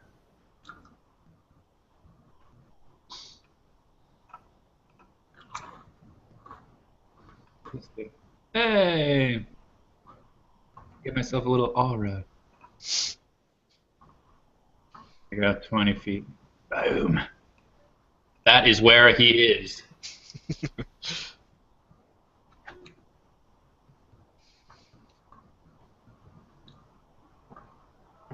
Double Derp is frantically filling out his immigration forms. He's trying to remember if he has more than 20 kilograms of illicit agricultural substances. Because Give me flammable liquids. if it's under 20 kilograms of illicit substances, it's okay. Right. Well, it's like how much like livestock did he interact with? You know. Which, by the way, American citizens, so Double Derp has heard, no longer have to do when coming from Dubai. There's an automatic teller process, and they don't have any more forms to fill out on the plane. That is actually great news. That will save me some Says time. Double Derp. Says and Heraclius says, in theory, that would be great news for someone going to Dubai soon. It's going to save them lots of time. Right. Okay, so you guys put both of your airships down on the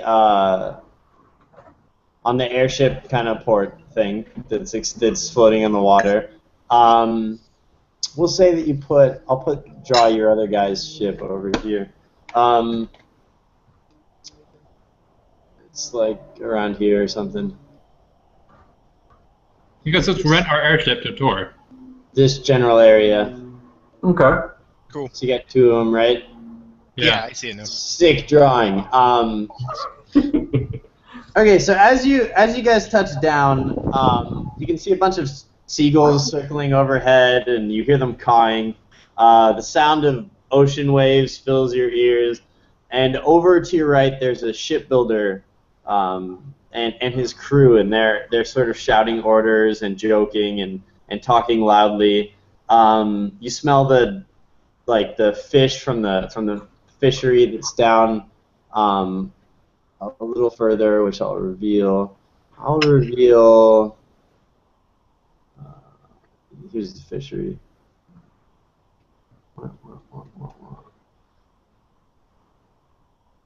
God damn it! Where are you? There we go. And you see some boats that are docked in the harbor and some ships. You see boardwalk and a few shops. You see a few people walking along the boardwalk. Some people with fishing poles and some shipbuilders sort of carrying bundles of wood. And that's it. And then up, I'm gonna say you guys are still on the airship right now because you're still sort of touching down. Oh, okay. And then coming up from this direction, you see this sort of opulently attired, very thin and tall-looking man, and he is a complete contrast to the rest of the this town. Everything looks like very lived in and very used. Paint coming off of things, and it doesn't look poor, but it just looks like a working town. And this guy looks like royalty. He's walking down the boardwalk, and behind him are a number of knights, and these guys look like they are professionals. Like, each one of them is built, like, just muscular. They're each carrying a massive broadsword at their sides, and their armor is like full plate armor. You can't see any like weak spots on the armor, and the armor isn't magical, but it looks like the best armor that you've ever seen. So there's 6 of these knights following behind this guy. He approaches Tor, and they start exchanging words about the delivery. He seems upset about the panther, but he's sort of like, and the way he talks is sort of nasally and stuck up. Yeah. Probably He says- TSA. Huh? I said it's probably TSA. So he says, this is the last time that I'll ever use your services, Tor. Of course you'll be paid as in the contract, but this is really unacceptable work. And he sort of looks at the rest of you and just sort of smirks and turns and walks back towards the city. And Tor looks a little downtrodden, but he's like, that guy is a jerk. Anyways. Who was he? I'm sorry, Tor. So he says, that guy is Bilbo Baggins. Bilbo Baggins. His name is Orhart, and he sort of runs this. He runs this town. He sort of has the knights that were sent from the city's capital, more or less on his payroll, and so he sort of uses them as muscle to get things done in the town. Okay. They'll protect him to the death. Is he already gone? Yeah, he's turning to walk away right now. Okay. I run over to him and I say, I kind of describe the whole thing about the panther, and I'm like, listen, it wasn't really us. We tried to save it. Some pirates were the ones that ended up killing it. But listen, we'd love to kind of make it up to you. You don't need to take it out on tour. We could do some jobs for you, maybe. Okay, so he sort of, if he wasn't turning his nose up, all the way, he turns his nose up to the maximum extent of nose turning. Who's up? And he just sort of says, "Excuse me, who are you to address me?" And two of the knights sort of step in between you and him, and he says, I paid for something to have to be done, and it was not done correctly. That is all." And then he turns. A few of the knights are boarding Tor's ship to sort of remove the rest of the cargo that he was shipping to this guy. This royal asshole and the rest of the guards make their way back towards the town. Okay. I shoot a crossbow at him. Wait, really? Not No, really. I just think about it real hard. Nice. Okay, so Tor sort of shakes his head and he says, "Well, that's just the cost of doing business here." And he says, "I'm not sure if Beldre told you, but your contact here is Emma Joycey. Right. And you can meet her at the Joycey Inn and Tavern." Tavern? Sorry? Tavern? It says Dumbledore. So, at this point, he gives you a map.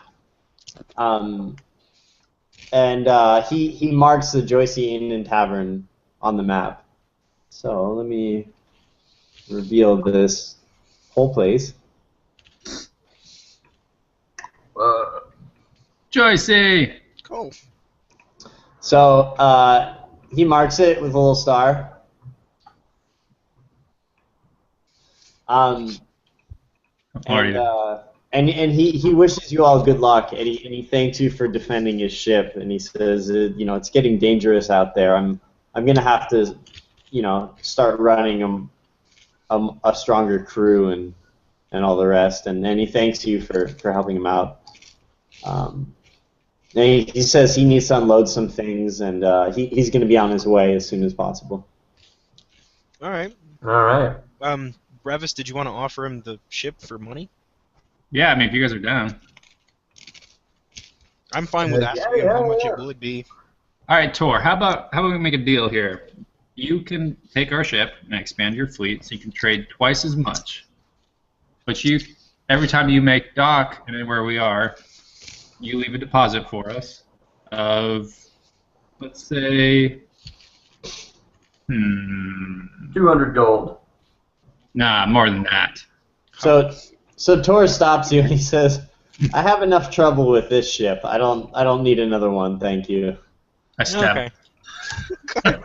Not, all right. Well, you said it. You gotta do it. Taking him at his word. Well, I feel like the story would be spiced up by Brevis, who has just like the twitchiest of trigger fingers. All right. Well, if you find anybody who does need a new airship, let us know. No, he says absolutely. He'll send them your way. Cool. All right. All right. That works for me. I say, come on, Double Derp, let's go get some beer.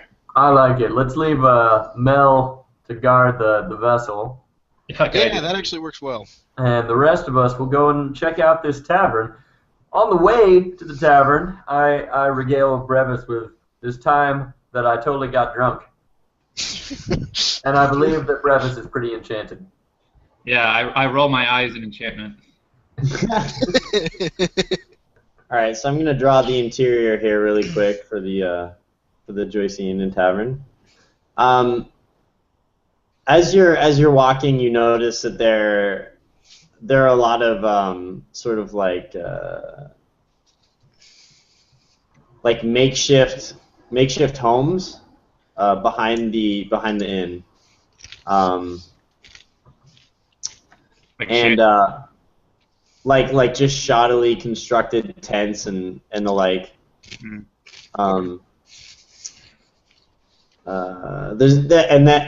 There's people sort of like begging for money and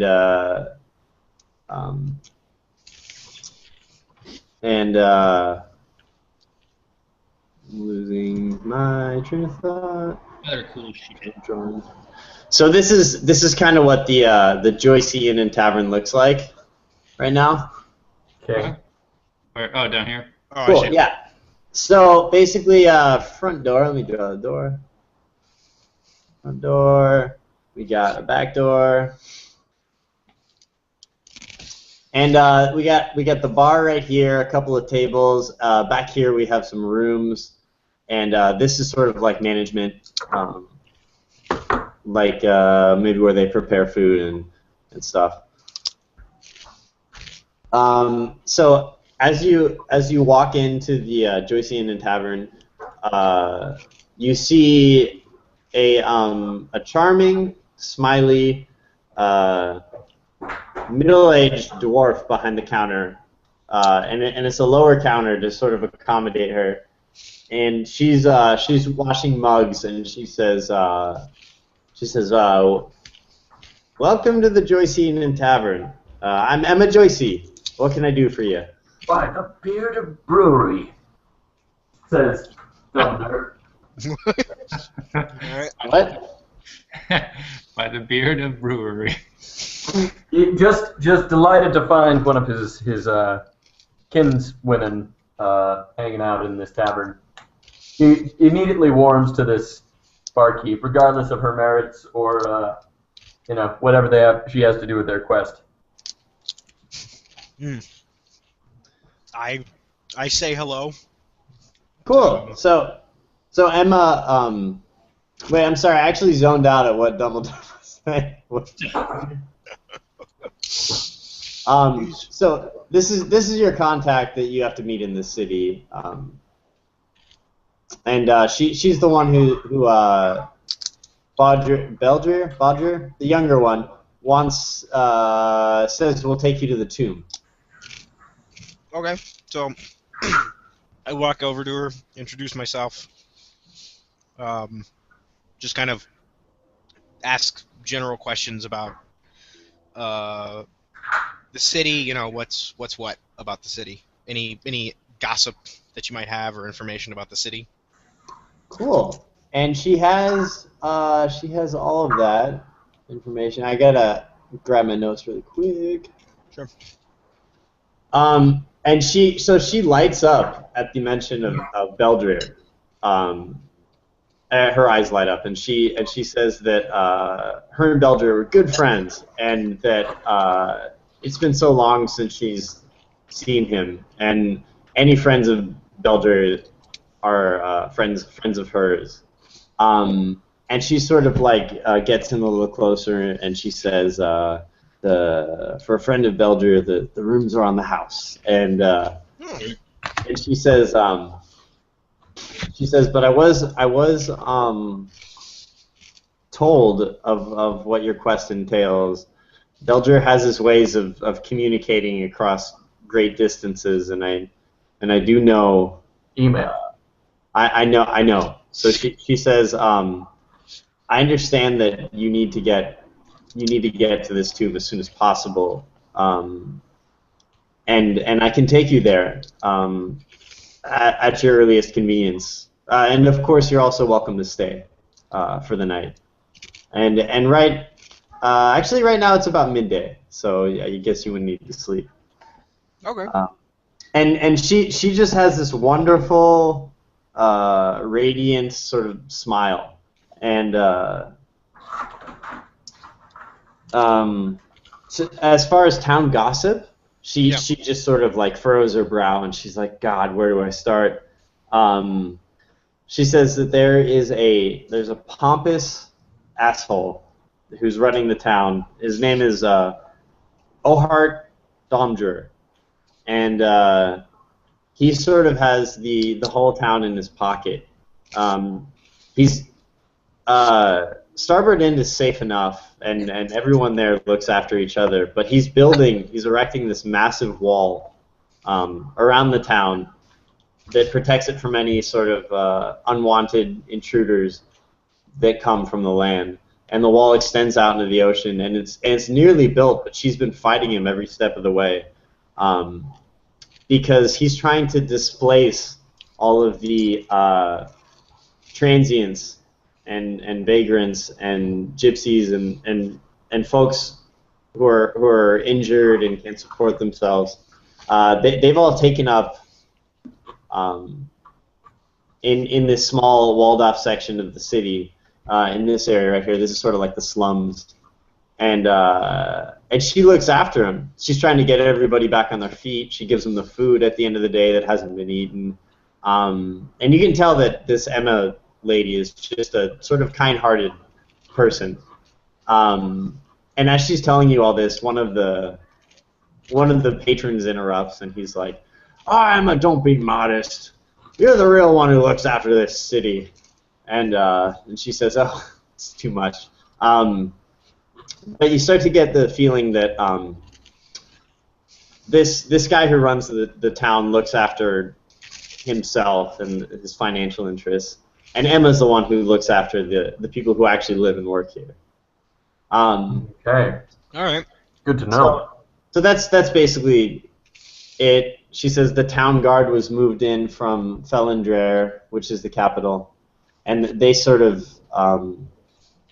any dispute that gets too out of hand is solved with the sword, and so she has to sort of tread lightly. Okay. Well, I tell her, I like the cut of your jib. So if there's anything you ever need, just let me or my pals here know. We'll probably help you out. Like, do you need a date or something? Like, we can help. So she's much older than you, Dumbledore. She's more of like a sort of like a motherly figure. I don't think that would stop Dumbledore. He's gonna hook him. That's fine. I mean, you could throw some winks at her. I'm a charming character. I mean, I'm sure she would appreciate a strapping, handsome young dwarf like myself. 2 centuries old and barely looking at more than 45. All right. Well, I look to my companions. What's our goal here? Jens? Get drunk. Well, eventually. So she explains that she can take you to the tomb at any point that you need to. And the tomb was where you were going to go to get those sick magical items and help out your ghost buddy. Yeah, let's do it. What's his name again? Ballrear. Boldrear. I shouldn't have named them so close together. It's really annoying. Well, they were related to each other. So. Yeah, they were related. Okay, so Isn't it? you're helping out the ghost of Bodger. Okay. Bodger. Well, I'll just leave this one open. I mean, if you guys, I look at my comrades. If you guys want to go now, we can go now. Yeah, I say we like load up on magical items and then kick this dude's ass. He's building the wall. I mean, help out the last. Cool. So she kind of laughs and she says, anything you can do to help me improve the lives of those living here would be greatly appreciated. She gives you a warm smile and she says, whenever you're ready to go, I have some items that might help you. Oh, my ears perk up at that. What kind of items? Yeah. She says, are you ready to go then? Yeah. Yeah, why not? Well, yeah, why not? I finished my beer real quick. I'll grab another beer and finish it while she's talking. She laughs and sort of whispers to herself, charming. Yeah. So she takes you back to the back office over here, and she is rummaging through some barrels where she keeps food, and some of them are holding meat and stuff. And she pulls out 4 very strange-looking fruit. And she says, these are grown in Longbeard Valley, which is renowned for its its fruit having magical properties. And she hands a different one to each of you, sort of like looking at you and squinting, and you need this one. This one would be good for you, and this one for you. And so basically, she gives you the fruit. Mechanically, has some sort of bonus for the duration that you're sort of digesting it, or a few hours. And each one of you gets a different one. Okay. So, Do we know what do these things do? yeah. So the one she hands to Dumbledore, she says this will give you extra strength. And the one she hands to Heraclius says this one will sharpen your mind. The one she hands to Brevis she says this will make you lighter on your feet. And she has another one. And she says that this one too will sharpen your mind. I make sure to save it for Mel. Oh yeah. She gives you like some camping supplies, and she asks if there's anything else you need before you head out.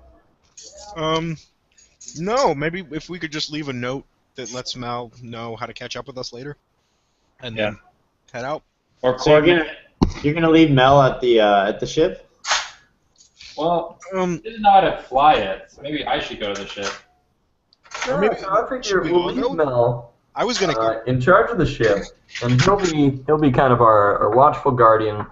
And I think you know, I think it might be a good idea to leave him at the ship.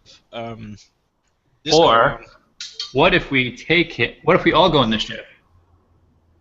and take the ship to wherever we're going. Yeah, just dock it outside the tomb. Yeah. How far is this place? She says that it'll be half a day's walk. Yeah, fuck that, dude. I'm lazy. How far to fly? How long would it take to fly there?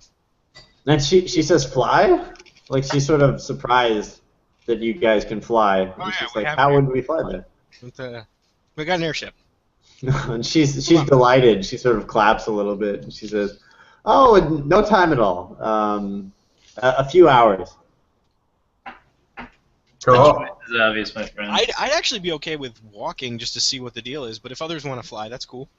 Well, I'm fine. Why not? Can I break character for a little bit? So Go for it. yeah. Oh, I was just saying, if I am out next weekend and you guys play with Mel, we might want him there. True. Right. Yeah, you'll definitely want him to, like, when you get to the tomb, just in case you guys don't power through the tomb, you might want to have Mel there to. Okay, we'll So fly. you then. can play too. Outside the tomb entrance, it might not be that bad. Okay, let's fly. Okay, so Emma says well, if you're gonna fly there, I need to tend to my bar, my tavern. So she makes a little map for you. Yay! All right. And move you guys over here for a sec.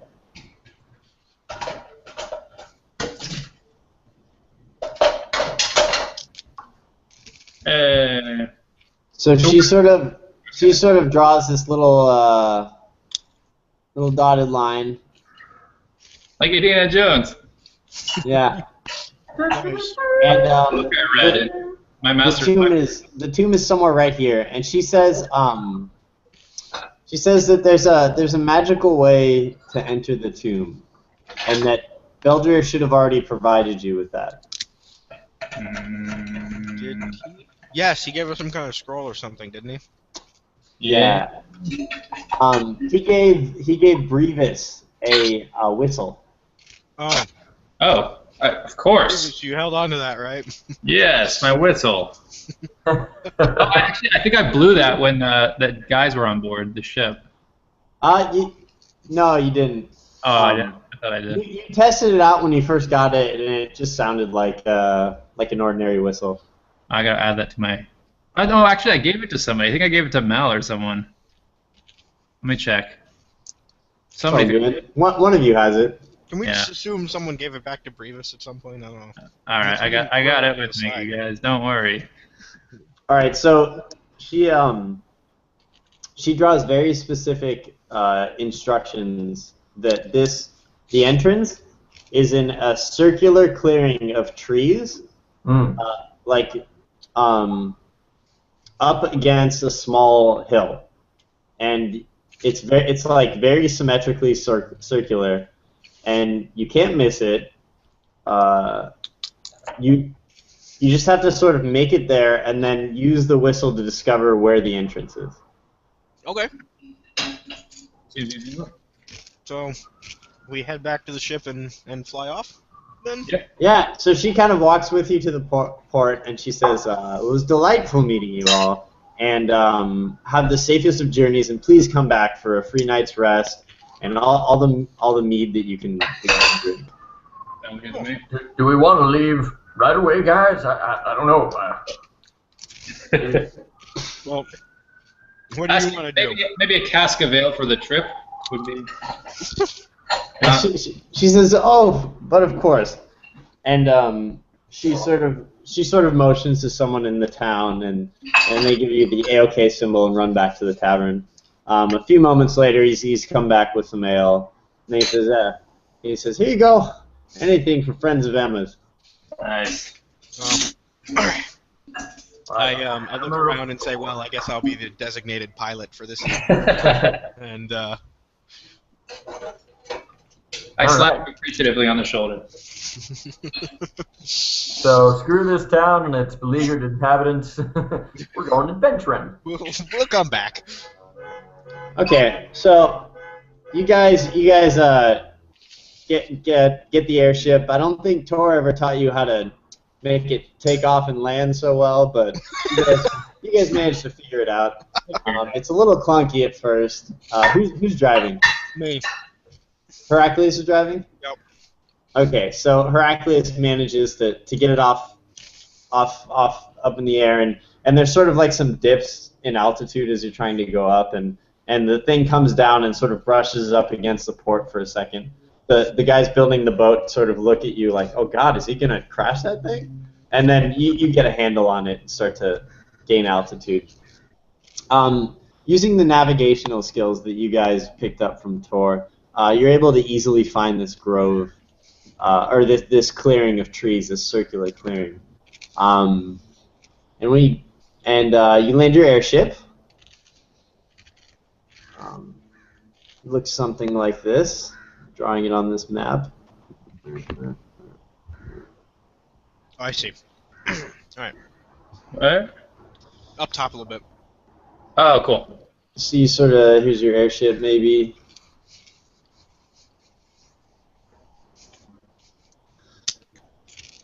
So yeah, you guys are just sort of sitting in this clearing. Nothing looks like the entrance to a tomb. There's a hill behind these trees. Hmm. Well, Bravis, Super I good think you know drawing. what to do. Yeah, Bravis, you had the Yeah.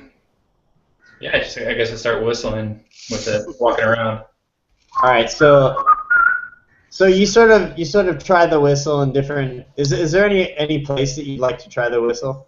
Because this is pretty big. This is maybe like the size of a football field. Well, what do you guys think? Well, dead center to start well, with. why don't I just detect magic? Oh, that works. Yeah. Okay, is that some kind of roll? I'm looking now. Hold on just a sec. It's a spell I got. Hold on. I think I have that spell. We could take Yeah, you the. did because you used it last time, Yeah. or the first episode 1 of our journey. Where'd it go? Hold on. I'll just keep drawing. It's fun. Burning, sleep, scorching, charm.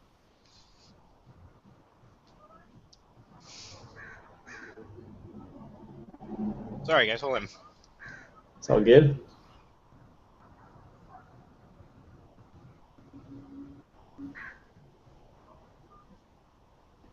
Oh, I forgot to add it to this thing. Yeah, I have it. Okay, cool. So yeah, So I cast it. So Sorry about you fire off detect magic, and you start to sort of like scan around the forest, and you look over here to your left, and you scan over the middle, and you look to your right, and you don't notice anything, and then you step forward, and you kind of start looking a little closer, and you sort of notice this magical aura that's coming sort of from this direction. Like a Wi-Fi symbol. But with magic.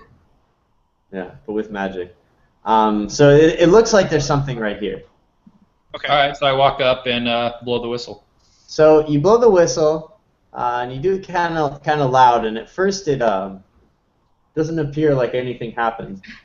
But then you maybe blow it once more, and there's thick tree trunks right here, and then all of a sudden they just sort of vanish almost like a mirage, and you can tell it's some sort of like illusionist trick.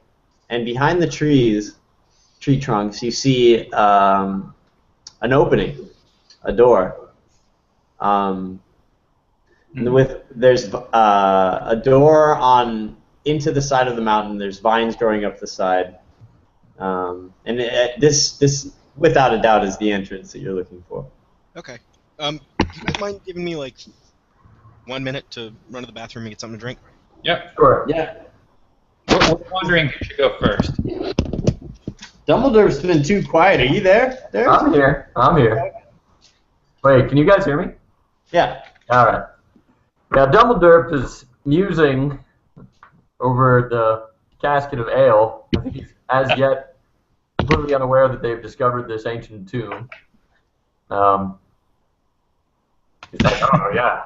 Of course. 1516, a good year. Not sure what year it is now. Hey, so who's watching the ship? Is that Mel? Yeah, I think so. I mean, we're all on the ship right now, except for you. Question for me is that should we continue once, should we continue on now, or do we want to wait until Mel kind of wakes up out of his sublime and silent coma? How do we want to proceed? Who's in a coma? Well, Mel, I mean, he's been silent this whole time. He hasn't really... Well, he's kind of aloof. He's kind of aloof. He's a jumpy wizard.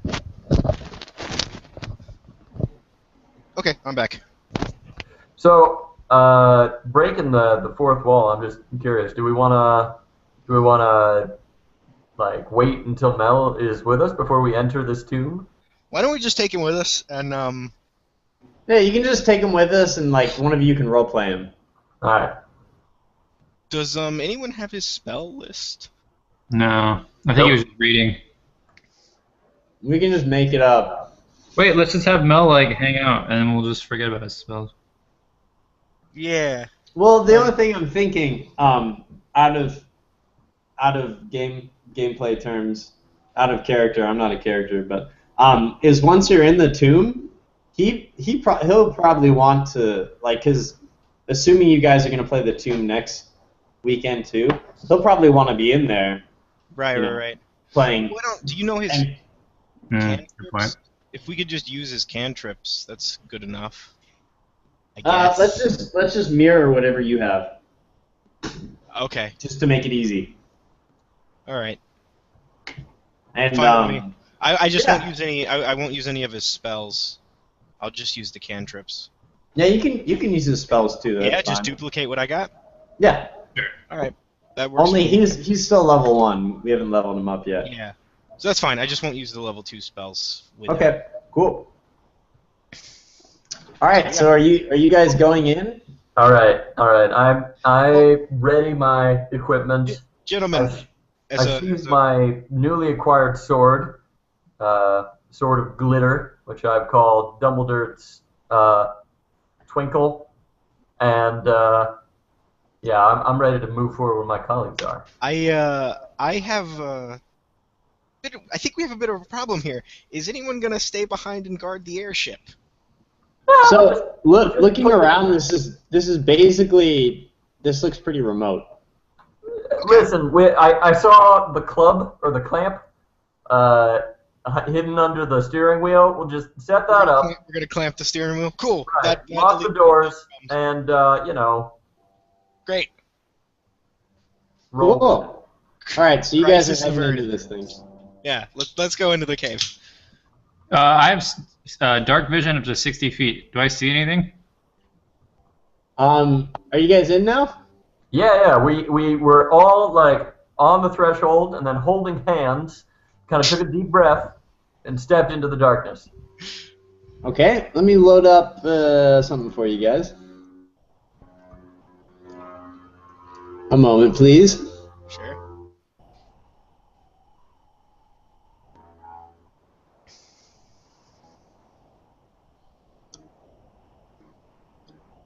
Oh, I already copied you guys. All right. Is there any particular order? It doesn't really matter, but let's just say who's going in Not first. really. I say we send in either Brevis, who has the night vision, or Dumbledore, who's the tank. Sounds good. I'll put those guys in front. I'm in back. That's all I know. I'm gonna take. I have a piece of chalk on me. That's part of my inventory.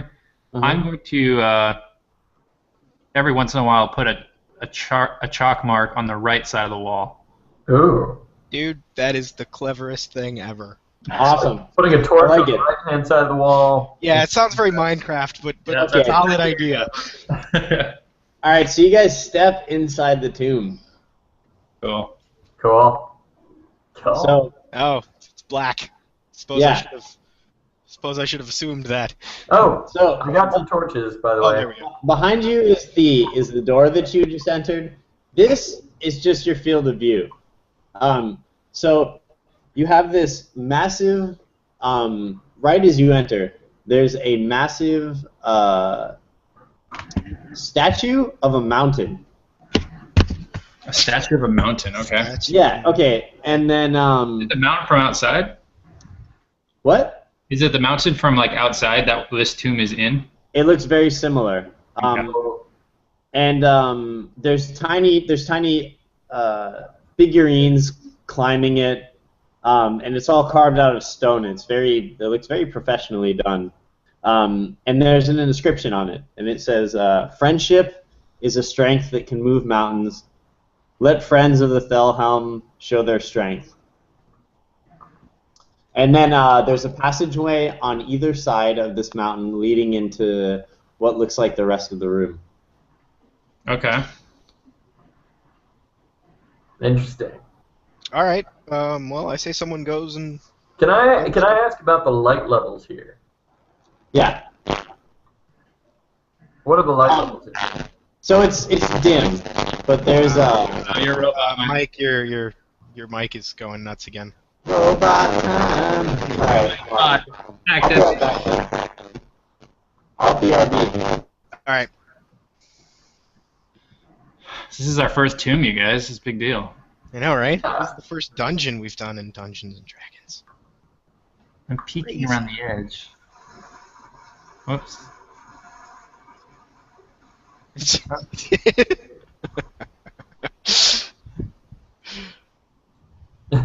I can only move on the grid. Interesting. I've never noticed that before. It's snapping me to the grid. Is it really? Yeah. That's cool. Yeah. Oh, did mine you is do too. Only it's snapping me to the edge of the grid. I think it's because of the way the icons are set up, maybe. Yeah. Oh. I know what I can do. I can add a 1 foot square aura. That must be the grid. No, that didn't work either. Right. Huh. All right. Well, that's cool. So I have some ball bearings, you guys. I could like toss them and see what happens. Like, I say for this opening we just like fucking bull rush in. I'll let Yeah, I agree. Is that better? Yeah, way better. Yes. Yeah. Awesome. Okay. So, what's going on? What are you guys doing? All right, so you know, I was asking about the light levels, and it's dim but not dark. Yeah, not completely dark. It's just dim. Dude, it's gone again. Your mic. No, really? Yeah. Son of a bitch. Okay. I guess I'll restart again. All right. Well, he's gone. What a weird.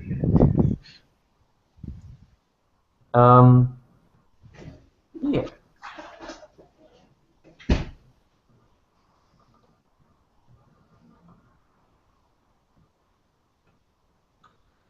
I don't know. What do you guys want to do? I say we just walk in and see what happens. Alright, I'll let you do that. Kill anything that gets in our way. Go for it. Hello? Hey. Hey. Am I a robot? No. Okay. Let me know if it fucks up again. Okay. Alright, so Hercules is going to go walk through confidently that he's not going to get shot with an arrow. I didn't say confidently. I'm gonna walk up to just there and like perception, I guess. Okay. Hercules, are you an elf? No, I'm human. Maybe I should help you too, because I've got dark vision. Okay, so you both step forward. Oh no. Yeah. Okay, so Mike. what? Again. Again? Really? Yeah. Yeah. At least for Alright. me. Anyone else hearing that? Yeah. Really? What is that? Let me try some. What causes it? I wonder. I don't. It cuts in and out. That's the weird thing. Like Yeah. it's fine for a while, and then all of a sudden it just cuts out. Wait, Dumbledore, you have low light vision. You're a dwarf. It's true. I do have low light vision. Unfortunately, my deity. Oh, you know what? I'm not even gonna try to figure this out. Mara just got back from the grocery store, and I need to grab groceries. Okay. Oh, okay. Go for it. Sorry, guys. So like, go ahead and act on my behalf. I'll be right back. All right. Yeah. Dumbledore throws himself on the spikes to allow safe pass. So we send Dumbledore been alone. Hey guys. Yeah. Shoot. Is this working? Yeah. Yes. For now. Yes. I was thinking I could attempt to broadcast through D20. I mean, I think in the future, if but then we can't record it. Thing. Oh really? Okay. No. I don't know how to prevent this. Black keys. What is it exactly? Do you know? I don't know. Huh. Google Well, Hangout's glitching out. Well, whatever. I mean, it seems to be working for now. But Okay. if it keeps fucking up, we can try yeah. the D20 thing. No big All right. So could you guys explain to me what you're doing now? We're both poking around, like. Yeah, we're just kind of Well, actually, wait. Is the lighting good enough that Hercules can actually see? Because if so, I'm just gonna let him go first. Okay, so you guys, what? Is like the light level high Yeah, enough that yeah. Hercules is okay? Cool. Then you go for it. All right. Okay, so a couple things happen when you step up to this corner. First thing is you can see around this mountain sculpture.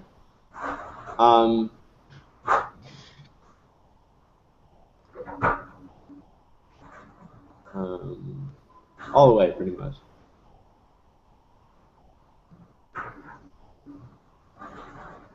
Am I just drawing a line? I just drew a line. Yeah. Yep. Oops. So you can pretty much see this whole room now. Okay. The moment that you step around the corner and you see, you look into this room, you see this strange stone carved tree, but as you step forward, you hear a click on the ground. Damn it. Oh, God. And looking up, you see a giant cage falling, falling from up above you. You're perceptive enough that you have an opportunity to jump out of the way, but it'll require a pretty high dex check. Um, Can I push him out of the way? No, this is Heraclius' reflex. That's pretty much all he's got.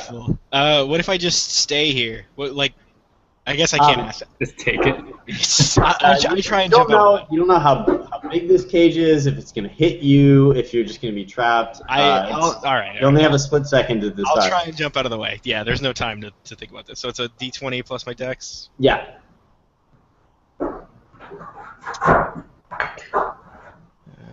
Plus 3. Yay! Okay, so Pretty good. hearing the click and hearing seeing the cage start to fall, Heraclius does a somersault out of the way, and I'm going backwards. which way? Backwards. Okay, so Heraclius moves backwards, and the cage clangs down. Oops, my bad. Just stretch you out. And the cage clangs down, and you see that if it would have fallen on you, it would have hit you in the head. Oh, okay. So it definitely would have hurt a little bit, and it lands right here. I tell Brevis that, you know what, maybe you should go first. I think you're right. Can I climb over this thing? This cage? Yes. Alright, I climb on top of it. Okay, that's fine. What do I So now Brevis, without the fear of something falling on him, he has a better chance to see. And there is like this strange stone tree that looks like it was carved and placed here. Up top, there's also there's strange-looking stone birds that are sitting in the tree, and at the very base of the tree, there's the carved shape of two hands. Can you guys see me in the webcam? I'm not broadcasting. I'm not actually looking. I can, yeah. Okay, so you got like two hands, sort of like in like a begging gesture, carved into the trunk of the tree, facing. Oh, Mike just dropped. I did. He did the hangout. Yeah, you're right.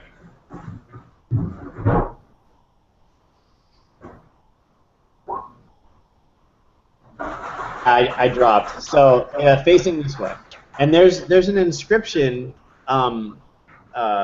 carved as a relief into the tree trunk, but you can't read it from this distance. Do I notice anything on the ground, like any more pressure plates, or? No, the only thing that you notice about this these hands are that it looks like it's on like a sort of like track system, so that it could be lowered and raised, like there's a cutaway on the tree, and then this hand structure is sort of slotted in there, and it looks like it can move up and down. Okay. How far away is this again? This is like what? 30. Looks like, yeah, something like that. Oh, okay, I only have a 10-foot rope. I'll be right back. Okay. I was thinking I could like tie a rope to it and we could avoid the floor, but Yeah, What do you I'm wondering maybe if there's something we're supposed to give to the tree. I don't know what it wants though. yeah, I feel like those birds are gonna attack us if we just walk across this I goddamn. don't know what you think. That was my thinking. Hmm. Maybe it's good to get back in the cage. Hello. What's up? I mean, if we're going by the thing, Malkades has one more detect magic spell, but after that we're out. So I think maybe it'd be save. I used mine to find the entrance, which may have been a waste. Now that I think about it. Yeah. All right. Well. Well, you didn't detect anything on the floor, he said, so maybe we should just kind of gingerly approach. Yeah. All What right. up, dogs? What? I'm back. What's up? Yeah, there's nothing. There's no more sort of pressure plates that you can see in this general area. All right. I'm gonna cautiously approach this thing. Okay. And I've climbed up onto the cage at this point. I'm gonna assume that the unmanned player characters are coming with, or Yeah, Mal is up here, and I'm gonna send Dumbledore around this side. okay. So Hit a cage again. Yeah, maybe. as Dumbledore steps on this side of the mountain, you hear a similar click happen. Alright, he dives out of the way. Yeah, he has an opportunity. Seeing what happened on the right side, but not being terribly bright, he has just enough time to look up and see a similar cage coming down at him. Alright. All right, so Oh, I'm sorry, you're back, Derek. I Sorry, am. my bad. Okay. So thank you, Harak, Robert, for guiding my character so skillfully. Hey, you are foolish, so keeping it in character. Right. Okay, so what do I need to do? Roll d20. you're gonna roll a dex check to see if you can dive out of the way. Rolling d20. Uh-oh. And then add your dex modifier. Does not look good for our hero. +1. I roll a 3. Oh man. God damn it. Okay, so Dumbledore, having just seen Heraclius almost get caught in one of these traps, he thinks, well, I guess that's all the traps, and he walks around to the left side of the mountain, not realizing that there's also a pressure plate on this side of the mountain, and he hears the click and looks up and just has time to go, duh, and the cage slams down on him. It hits him in the head for Oh. 1 damage, and sort of he's short enough that it didn't hit him super hard, but it was enough to sort of leave a bruise on the top of his head. You okay, D-Derp? So so he Yeah. takes 1d6 damage, and he's also trapped in a cage. 1d6. No, you take 1. You take Okay, 1. so I'm down to, okay. And I'm trapped in the cage. Thanks a lot. Me. So, mission accomplished. We should all go home, right? Good job, That's the everyone. aim. All right. So me and Mal, I guess, walk around behind everything. And can we lift it? Can we try and lift the cage? Yeah. It'll just be a strength check. Can he lift it from inside then? Because he's the strongest. Let me think. Yeah, he could kind of like try to do like a rabbit trapped in a box kind of situation where he lifts up one side and rolls out underneath. All right, Derek, do you want to try that? 'Cause Yeah. I'm not a very This strong this character. thing is pretty heavy, but Well, let's get the can team both do all it. together, and I assume that like our combined d20s have to be a certain level or something like that, right? Yeah, like Yeah. we all get near it and try and like grab a bit of the cage.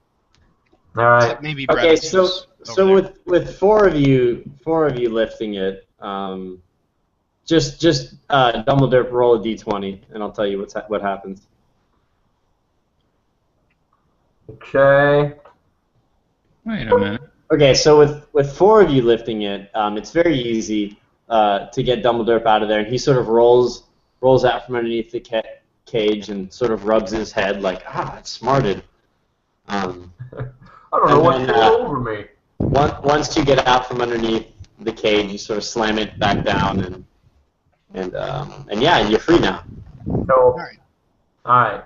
So we both go back around the back and. So obviously I remember all of this, but maybe Brevis needs a review of what this thing in the center is.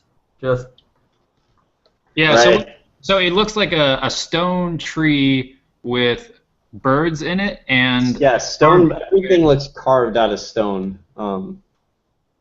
There's and it looks birds. like hands, right? There's like hands. Begging hands, yeah. Yeah. Yeah, and then there's the carving of begging hands that look like it's sort of like it's a separate carving that was inserted into like a square sort of cutout in the tree, and there's an inscription on the tree that Brevis can read, and it says, "Offer once, friends, and twice visiting friends." what's the Elvish word for friend? I wonder what it wants though. Like, Blood. it's pretty dark, man. Does it want my whistle? Can I put the whistle in it? You could. I Why don't know. don't? Oh wait. What if we like hold its hand? Like you're offering friendship? Yeah. All right, two of us. Dumbledore, get up here. All right. I'm used to holding things without any explanation. Let's do this. All right, on the count of 10, we're both gonna hold each of its hands. All right. Okay, so you gonna count? Yeah. What? 1, 2, 4. So No. you guys aren't exactly in sync, but you both put your hands on these begging hands, and it doesn't look like anything happens. That was a dumb idea, Dumbledore. Wiggling it up and down, you can see that this thing is a mechanism, and it does move up and down, Yeah. and it might depress if you put something on it. So All right. I'm just gonna do a random like perception check. I'll move up to right here, and I'll just do a perception check on this whole thing. Good idea. Okay, so perception would just be to see something, and you see everything in the room. There's nothing hidden. There's nothing. All right. And Well, you can do an intelligence check to try to solve the mystery. okay, I'll do that then. Intelligence Okay. check. So roll an int check. Very nice. Heraclius takes a step back and sort of grabs his chin and looks up at this thing, sort of walks around it a little bit, and he puts together that these birds are some kind of guardians, that they can actually wake up and defend this tomb, and that these hands need something of value to be placed in them. Oh. So Okay. the reading says, offer once friends, offer twice visiting friends? Yes. All right. Does anyone have anything of value? I do, but I'm a little reluctant to part with it. Well, Yeah. we got some sick boots. All right, we have sick boots. Mhm. I have a water skin of infinite holding. Oh, that's nice. I've got my jumpy boots, which I already mentioned, a spyglass, fruit, and my magic whistle. Why? Well, we don't. Maybe we need the whistle again. I don't know. What do you think? Also, I don't know. I'm inclined to do the boots and then the spyglass, maybe, if you'd be willing to part with it. What about if I do one boot each? Or two? Actually, yeah, why not? Why don't we do one boot each? Yeah. One boot each. All right. Yeah. I do one boot I each. fill a bag full of sand. Okay, so you put a boot on on the hands, and you hear this, and the hands depress, move towards the ground until they're flush with the ground, and slot into place. Nothing happens for a second, and then you hear a two-tone chime, and then you see all the birds on top of the tree. Their wings close up against their body. Okay. That's good, right? That's all that happens. So you put one boot in, right? Just the one? I put both on, I thought. We put both? Okay. Okay, same thing. Alright. I'm going to try the whistle now. You're gonna put the whistle on the hands? No, I'm just going to blow it. Okay, so you blow the whistle and nothing happens. I don't know if I mentioned or if you guys can see this, but Is there a door back here? yeah, there's a door back here. Yeah. Maybe the double derped. While the intelligent people are like examining this tree. These guys I found the door. Well, maybe we just need to offer something up at the end of our adventure. I don't know. No, we gave one boot each. I say we move on. I think that covers us. I say we go ahead and try the door. Okay. So who's going through first? Dumbledore. All right, so Dumbledore opens up the door, and Can I take Yeah. one of these birds? you can try. Nah. Okay, Oh, wait so a you guys second. get into this next room, and it's pretty unremarkable. To the right, there is on the right there is a wall. Actually, you're surrounded by walls, and then to the left there is a statue depicting a few of the Felhelm clan, and there's another inscription on it, but you're too far away. Mike, try something for me. Right. Next to your audio or your video thing, there's like a bandwidth. Try knocking that down so it's just audio. What if I just turn my camera off? Well, that's what I was saying. Is like if you adjust it down to just audio, maybe it'll resolve the robot. Am I a robot right now? No, you're clean. No, that fixed it actually. Oh, okay. I turned my camera off, so. Okay. Cool. Nice. Yeah, so there is a statue of some Felhelm bros over here. That's what this gray rectangle represents, and there's an inscription on it. And if you walk up close, you see that the inscription says, "Out of respect for the dead, step quietly, else face vile unrest." Jesus. Oh, I mean, Talos. And then as you walk forward, you can see there's an open doorway, and it's leading to another room. okay. And this room also looks unremarkable, but after reading the inscription, you get a funny feeling about it. And there are two statues at the very end, and each one of them has their hand around their ear, like they're listening for something. All right, well, never a better time for our light-footed rogue to show his worth, I'm thinking. I agree. Of course. All right.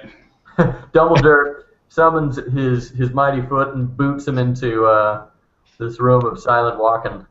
All right. I'm gonna sneak. Do I notice anything on the ground? Like, do I notice pressure plates or anything? Okay, Roll a wisdom thing. Oh, wisdom? Yeah. I don't, what's my I don't. wisdom? I check. I'll check. Okay, yeah, you're wiser than I. 4. My wisdom's 2. That's not bad. Oh. Good try. Well. Okay, I so noticed nothing. Heraclius doesn't notice anything particularly interesting about the room. Neither does Brevis. Anybody else wise around here? Oh, Mal. Hold on. Let me look at Mal. Wait. Shh, you guys, we gotta whisper. Yeah. Sorry. I blow the What's whistle. up? Mal has a 1. Hold on. Yeah. 1 bonus. Hey. Me. Should I take a check? So that was for Mel, right? Yeah, that was Mel. So Mel, having been very quiet through this part of the adventure, sort of steps forward and squints his eyes and looks at this room. And he gets really close to the ground and puts his fingertips on the ground and looks across the room. And he sort of walks up and points out that there's a tripwire right across here. And getting down again and looking, he steps over the tripwire, and he sees that there's another one right here. And then he steps over that one, and he finds another one right here. And these are all at about ankle level. Those are tripwires? Okay. I got this, you guys. No problem. So yeah. So you don't now that you know that these tripwires are here, you just have to be careful and step over them. So How do I step over them? I'm just gonna have each one of you roll to see if you botch, but basically there's a very low percentage that you'll accidentally trip on one. What is it? D20 plus Dex? Dex. Yeah. Should I Well, roll just roll a 20 if you roll a 1. Then see how it goes. Sure. Do we have to do 3 or just 1? Each one of you roll 1. Oh. One Cool. for me, one for Mal. So you all make it safely across, and badly. it looks like this might be the extent of the tomb. And it's a bit curious because you haven't seen any actual resting places for this family, but you do see these 2 statues, and they're both cupping their ears like they're listening for something. I blow the whistle. Okay, as soon as you do, Nice. you hear a 2-tone chime, doo-doo, and this area right here lifts up, and you realize it was a door. It was sort of, Oh, that area. Okay. yeah. So a door sort of lifts up, very slow and loud. You And guys then- forget I'm a treasure hunter. And then you are sent to the next room. And you're Italian somehow. I am an Italian treasure hunter. No. Okay. So those of you with good spatial reasoning skills sort of realize that you should be outside of the tomb right now. I was going to comment on that, actually. But it looks like some sort of magic is happening, and you're in an unremarkable room, and you can see a door to your left. Oh man, this is gonna be like. Oh, this is gonna be trippy. Have you guys seen that short film? Have you read that scroll about? Nah, fuck it. I'm not gonna be able to do this. All right. It's called Being John Malkovich. All right. Do I notice anything about this room other than the door? I mean, it's just very strange because you feel like you should be back outside again, but there's nothing remarkable about the room. All stone walls and yeah. Okay. I'm going through the door. Go through the door. All right. All right, so you go back through the door, and everything it looks like identical to the last room, with one exception that looking at where the traps had fallen, they hadn't fallen yet. And if you look up at the ceiling, they're hanging there, suspended, ready to fall. Oh, man. Oh, jeez. Okay. Trippy. Um, All right, remember. Oh, wait, let's go back through. What happens if you go back through? Okay, so Brevis makes his way all the way back. Are you guys staying or are you coming with him? yeah, I'm gonna stay. Actually, I'm gonna stay right Okay. here. So Brevis makes his way back through, and he walks back into the room with the tree in it from this side. And you can't see any of your friends. You see the traps are still sprung, and you see your boots on the other side of this tree are still sitting in the hand. Weird. So, but if I'm looking at the tree, do I see the boots? you don't. Okay. What? Do I notice anything different about the tree? Like do the birds have their? No, the bird's wings are open now. They're not closed, and you can't see Brevis. So it's almost like you're in two separate rooms. Okay. All right. I have an idea. Can I look and see if I mean, I know these. I assume these traps are here, but like, is there a way I can avoid them? Yeah. So you think that do you want to do an intelligence check really quick? Sure. What's my intelligence?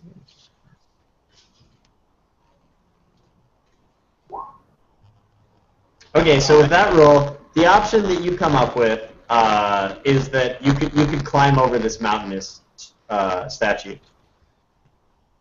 Yeah. Fuck, I don't want to do it. All right, fine. Yes, I try that. Okay. Okay, so that'll be a dex check, really quick. What's my dex? You also remember that there was an inscription on the mountain. Oh, that's right. I read the inscription. What's the inscription say? Friendship is a strength that can move mountains. Let the friends of Thelhelm show their strength. Huh. Why doesn't Dumbledore try and lift the mountain? Wait. I'll help. Uh-huh. Dumbledore, seeing that people are probably going to force him to do this anyway, jumps up on the little platform here and says, "Come on, you." No, it's not a platform. It's like a mountain statue. Ah, okay. Well, are there any? Can I grip it? Is there a tree I can grab by the roots and just pull? No. Why don't we try and push? You could push it. Why don't we try and push it? All right. Come on, guys. All right, so I'm gonna have Dumbledore. Who's pushing? Dumbledore, Heraclius, and Mel. No. Yeah. What's Brevis? What are you up to? I was checking this out, but I don't know. Do you guys think I should come back? I don't know. I think you should come back. All right, I But- come back. All right. Because Brevis, basically what you do is you walked in there and you saw the old room that you were in with none of your friends in there. Yeah, so I'm gonna come, but I'm gonna stay in this room and look out and like look in. Okay. I So- still kind of want to be in the old version of reality. So all three of you are gonna have to roll a strength check. All right. D20 plus. There's a strength. That was so and so. That's 2. me, and that's Mel. God damn, I suck. Okay, so Mel and Heraclius start to push, and the thing looks like it's solidly just set in the ground. And Dumbledore is kind of like, oh, we're pushing now? And then he puts his back into it, and the whole thing just starts to slide. Nice. Ooh.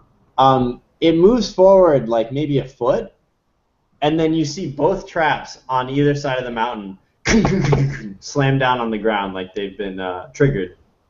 Okay. Awesome. Cool. Nice.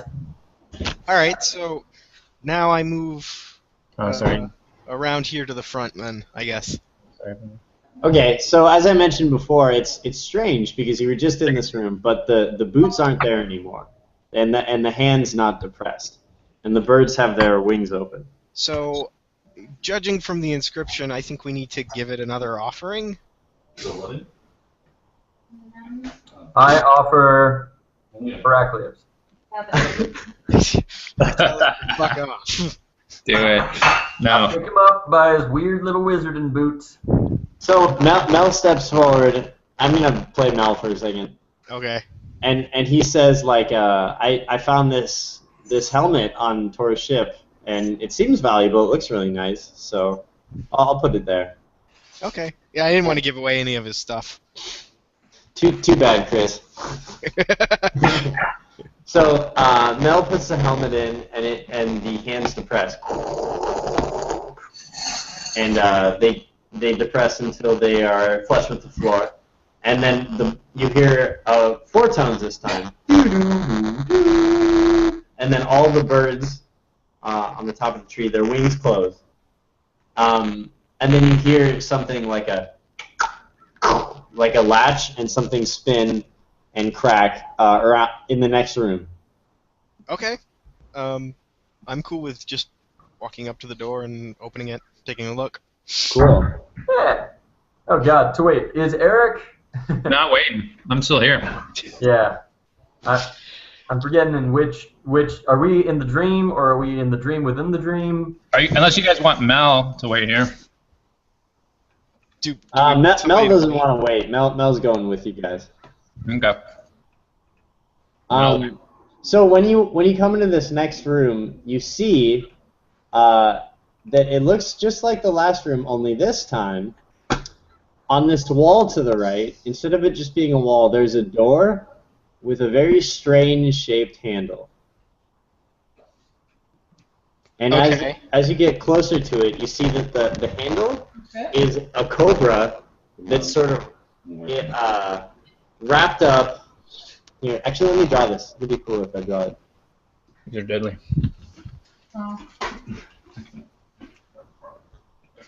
Alright, drawing break. Cute. The cobras have the little fanned out face, head. Yeah. Yeah.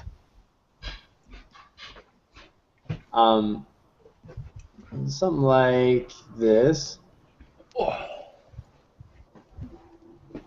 So the handle, I don't know if this makes sense, but this is the handle part. And then there's like a cobra reeling about. Oh, yeah. Ready, and he looks like he's ready to strike. This is a real cobra. No, it's metal. Oh, okay. Carved out of All metal. I can run a perception check on it. What's up? Run a perception check. Or no, wisdom. You said it's a wisdom check. Intelligence for this Intelligence. kind of thing. Okay. Yeah. That's what I do.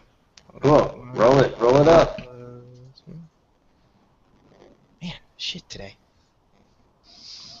Well, if that doesn't work, Dumbledore will take a gander. Yeah, so I got 12. Alright, let me see what I got here. 12. Okay.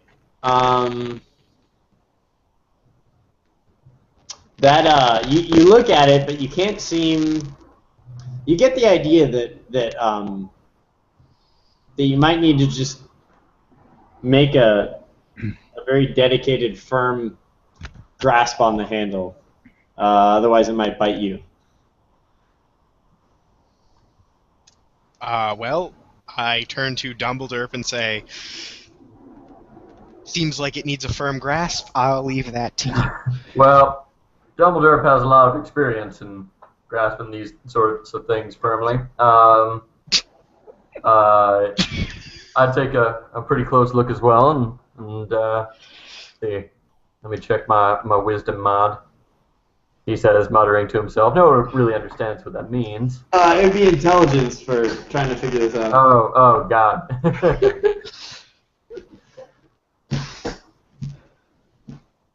I mean, it would require a firm grasp, like in the physical sense of actually grabbing it. I mean, I've handled similar shaped things before. That's good. That's fucking silly. Pretty darn experienced. In fact, I just finished a couple of minutes before the mission. Oh, God. What? There's a sword that I've been practicing with, guys. Come on. I yelled through space and time. TMI. Eric, you're still in the same space and time. Oh. I was just, playing around with my new Stop delivery store. talking and open the damn door. Okay, it was a 15. Oh, so cool. So that was trying to figure out. That was intelligence, or what was that? Oh, that was intelligence. Okay. So you get the same thing, similar to Heraclius, that only with a little more insight. That if you need to make like sort of like a leap of faith, where you just reach out and grab the thing as firmly as you can. If you hesitate at all, the snake is going to come alive and bite you and poison you. Oh, no worries. Okay, well, I grab it. Okay, so you're going to roll a d20 and add your constitution. All right. Constitution. All right.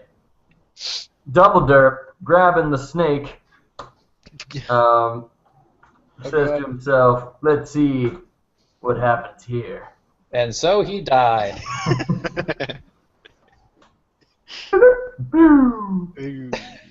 So,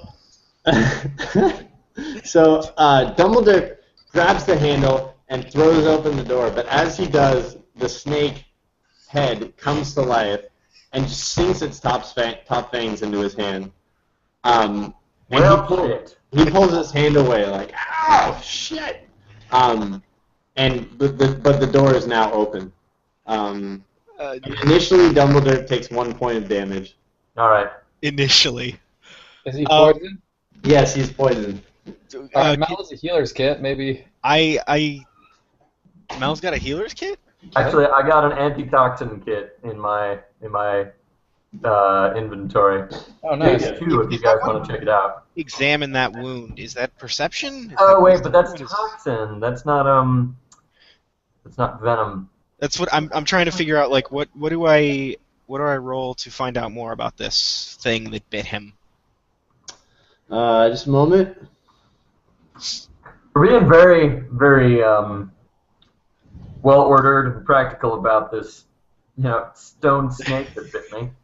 That was interesting. We should probably take a look at that. Let me see here. You roll an intelligence check. All right, I roll an intelligence check to see if I can figure anything out about that. Did that roll? Yeah.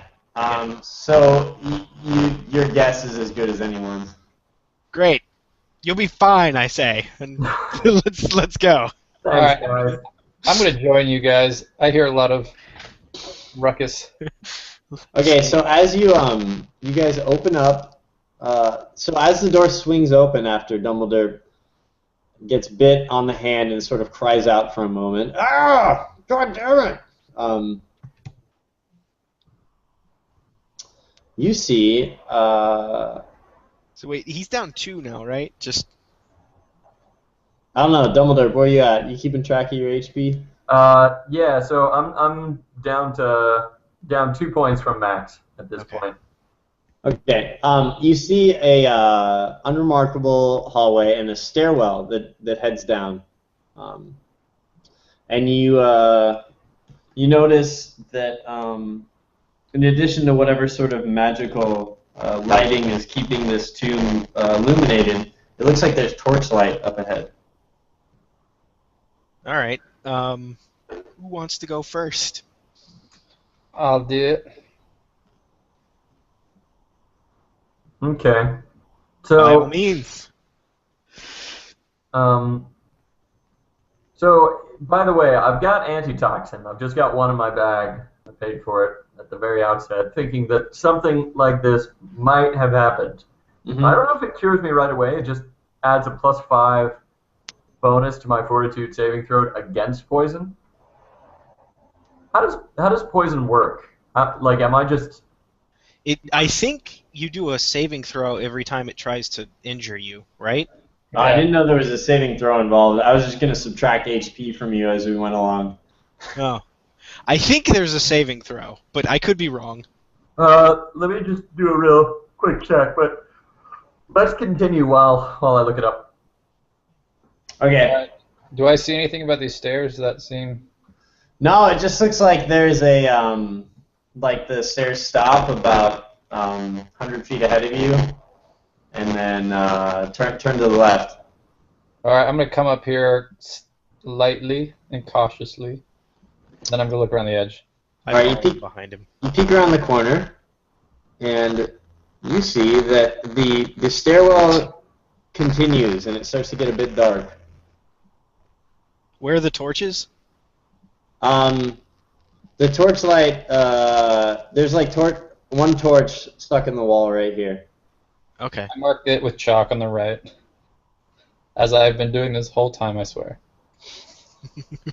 Cool. All right. You didn't see any of your chalk marks when you got to like the refresh room. All right, yeah, that's true. I'm gonna drop a ball bearing down the stairs. Okay, so Brevis, could you just roll a d20 for me? Yeah, sure. I'm not gonna tell you what it's for. Okay, Shit. Brevis, you drops the ball bearing down, and you hear it go. And then it hits the wall that must be down here, and then rolls around, and you hear it bounce and roll and bounce and roll, and you can't hear it anymore. And then you hear it click one last time in the distance, and you hear like sort of like the high-pitched sounds of like mice or rats or something. Oh, fuck. Oh, Jesus. And you hear a little scamper. Anyone has a fire spell? Yeah, lots. I'm gonna step behind Hercules. Let him in. All right. Anything else happen? That's it? Okay. Well, Brevis, it's getting dark down there, and you. All right, I'll go check it out. All right, I sneak down. I kind of Okay, so a little bit behind him. let me explain this really quick because it's not super clear on my map. But I assume Dumbledore is also following behind. Absolutely. All right. okay, so this continues through to right here, and I'll reveal that area for you right now.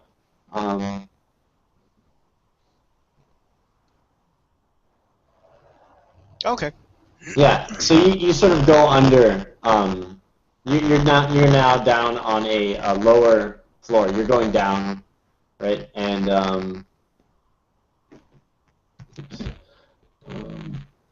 so now this is like a lower level down here. Okay. And as soon as you round the corner here, Brevis, you see a dead rat right here. Like it looks like it's been stabbed. It has a large, like a 4-inch long wound in it. On the map there.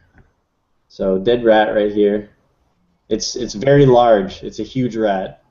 There's pools of blood, and you see little paw prints on the ground in blood. Okay. What kind of paw prints? Like little rat paw prints? They look identical to this rat. Do Huh. Do you see your ball bearing? I yell out. Do I see my ball bearing? Yeah, so your ball bearing has rolled into this room. It's sitting in the middle of the floor right here. My ball bearing must have been very sharp. Okay. I'm gonna assume that's what happened and not give it another thought. I'm gonna toss another ball bearing through the door. The wound on the rat looks like a sword wound. Okay. All right. Stab a giant rat? All right, I'm going to toss another ball bearing through. I love those things. All right, so Through the door. which way? Like this way, kind of? Yeah, yeah. All right. So you see it bounce into the next room, and then you hear it, and then it's rolling down the hallway. You don't hear anything after that. And then a moment later, maybe unrelated to the ball bearing, you hear more squeaks and more scuttering. Okay. All right, guys. All right, I'm just gonna sneak forward, I guess. I'm right behind you. So, for what it's worth, apparently, if I make a saving throw at the beginning of every turn cycle, I have the opportunity to get past the snake venom. Mm-hmm. So it's up to the DM to determine how much damage Yeah. the venom does every turn and what the So saving throw is. right now you should do your saving throw because it's been long enough that you'll be affected by it. All right. So I'm taking D20. I think you add your con, right? Okay. Okay.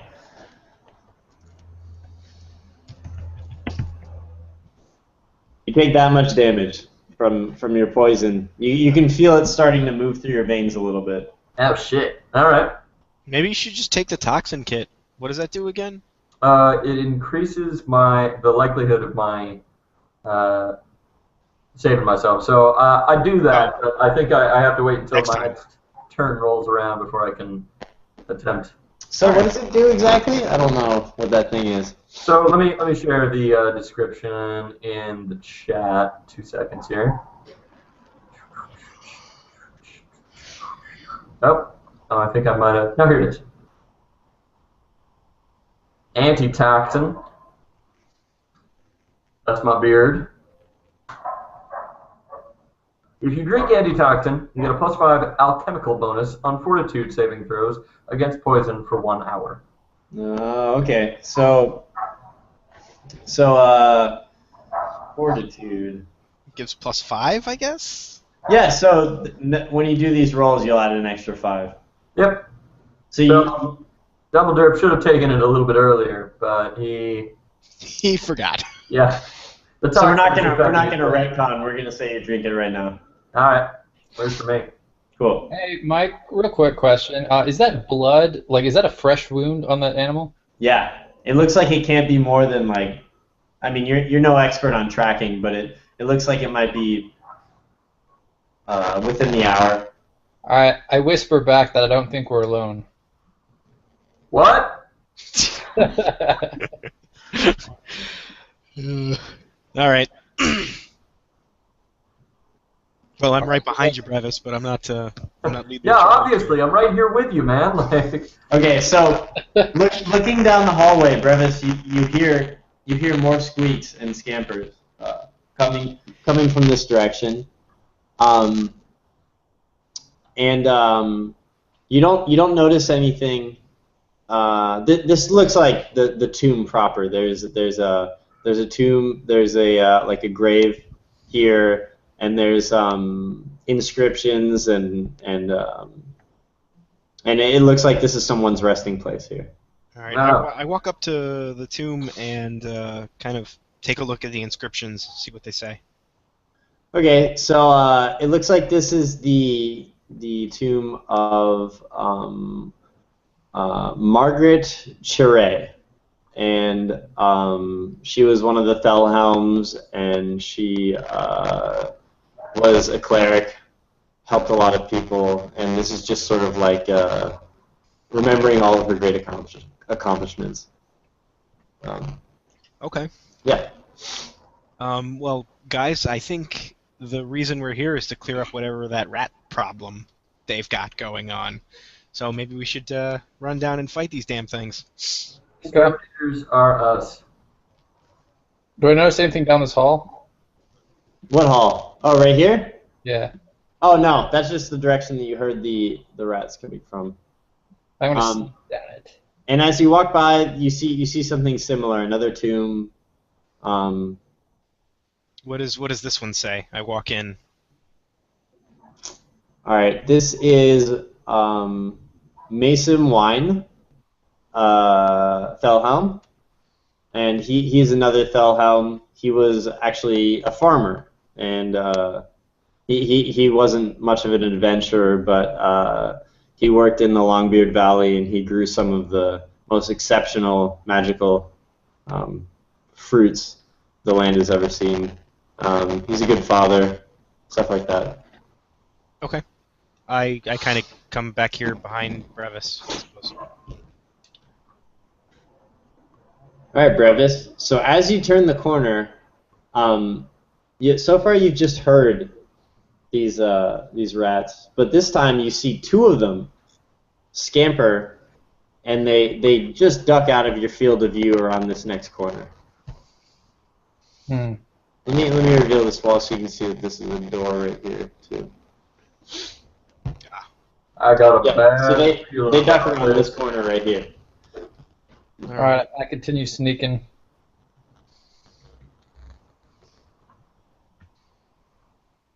Mike? Yeah. Oh, I continue Oh. sneaking. Okay, so as you come up to this, you find another tomb. And there's there's two graves side by side, or two tombs. There's an inscription in the very middle of the room that says that these are husband and wife that were buried together. Giles and Ephraim. And they were both adventurers and participated in their local government and sort of names off their accomplishments, etc. Good family members. A wonderful part of the Thelhelm clan. You guys don't suppose that they were buried with treasure, do you? I would have a problem with you robbing their graves. All right. Brevis remembers that there is treasure somewhere in here, and Belger made it sound like that it was pretty obvious once you got in there. Okay. I sneak Is he peering around the corner? Yeah. So as Brevis peers around the corner, you see three enormous rats. God damn it. Hanging out in here. What are they doing? Are they doing anything? Just talking. I'm gonna make little pieces that are not. Are any of them wielding swords? Did they like off their friend? He got shanked. Maybe it was none of them have swords. They're just regular giant rats. Okay. Well, that's good. But as soon as you turn the corner, it looks like they've stopped running, and they sort of turn to face you guys in an effort to kind of like protect their turf or whatever. And the one in the very front kind of like lets out a, and from behind around the corner, you see another one come around the corner. Okay. I mark the wall with chalk. And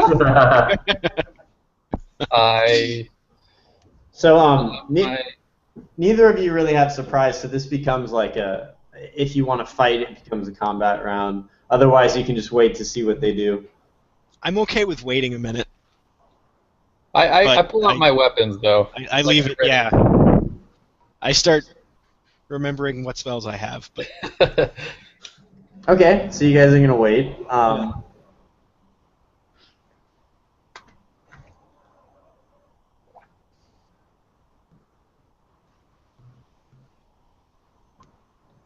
Okay, so all of the rats just break into a run for you. Oh. And they look like rabid. Their eyes are glowing. These do not look like friendly rats. Okay, so I say we fight now. Okay. Alright. Good call. But Initiative, let's I guess. roll for initiative, I guess. Yep. what is that again? Sorry. I think you can do it from your character sheet. If you go to It's your dex. It's 20 plus dex. Does that work? Ha!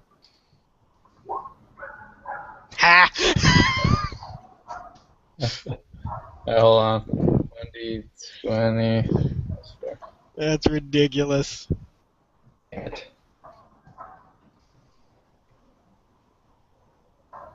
Hey, Tor's here. Wait, where's Tor? It's in the turn order. Get out of here, Tor. Thanks, buddy. Followed us all this way. That's awesome. He Someone's turns into gotta the roll Han for Solo of this. Mel. Oh, Mel, that's right. Sorry. Oh, Thank shit. you for reminding me. I win. Whoops, I moved. Sorry. That second one was Mal. Okay. So why don't you guys? I'm gonna keep track of this on pen and paper this time because I was this turnover thing in the game glitches out on me. So what do we got here? So it looks like Robert. No, it's Mel. Oh. Mel 23, Heraclius 20. So it goes Mel, and then who's next? Who's 20? All Brevis and Heraclius. Dumbledore are both 11. right, so we got Mel, and then we have Heraclius.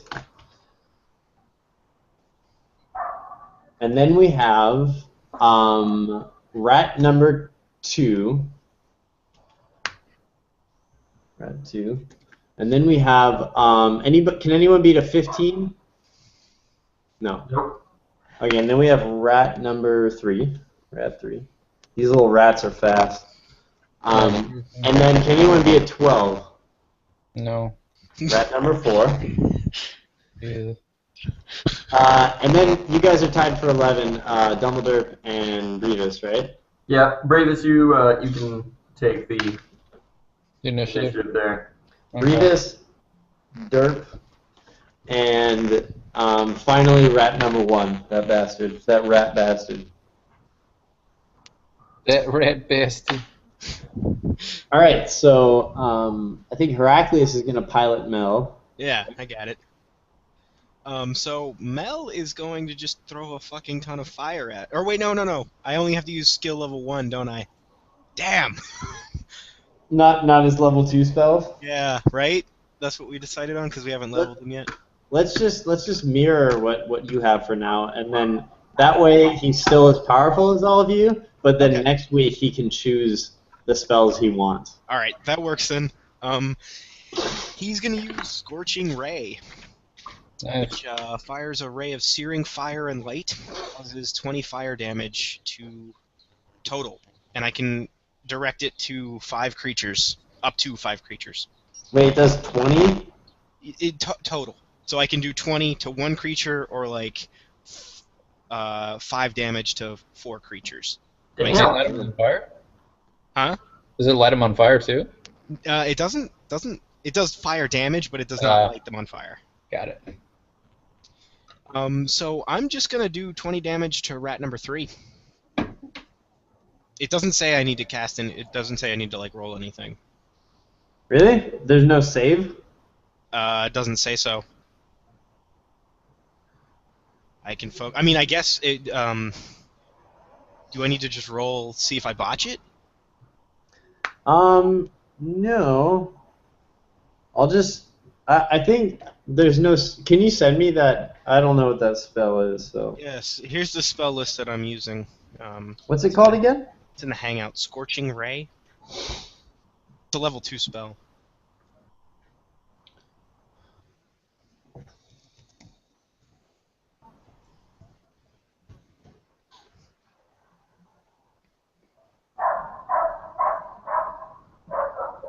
Whoa, that looks powerful. Yeah, it does. Just a sec. Wait. Okay. Hold on. Your intelligence, whenever initiating, use your intelligence modifier. Okay, here. You use your intelligence modifier when setting the save throw DC for a wizard spell you cast, and when making an attack roll with 1.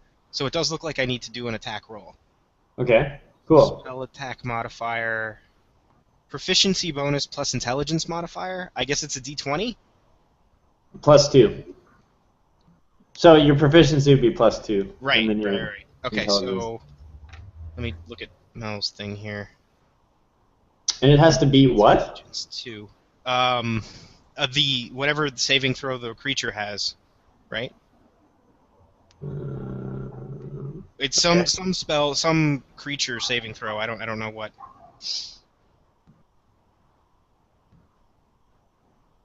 I don't know how to do that. The saving throw, it looks like it's...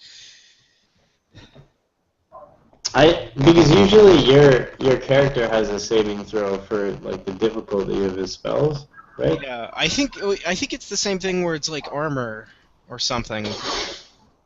This is fire. So I'm sure there is some saving throw. It's just whatever saving throw you want to do. So it looks like his save difficulty class is 12 for Mel's spells. Mel spells. But that's when he saves, right? No, that's like other people saving against his spell. Is it? Yeah, All right. I think so.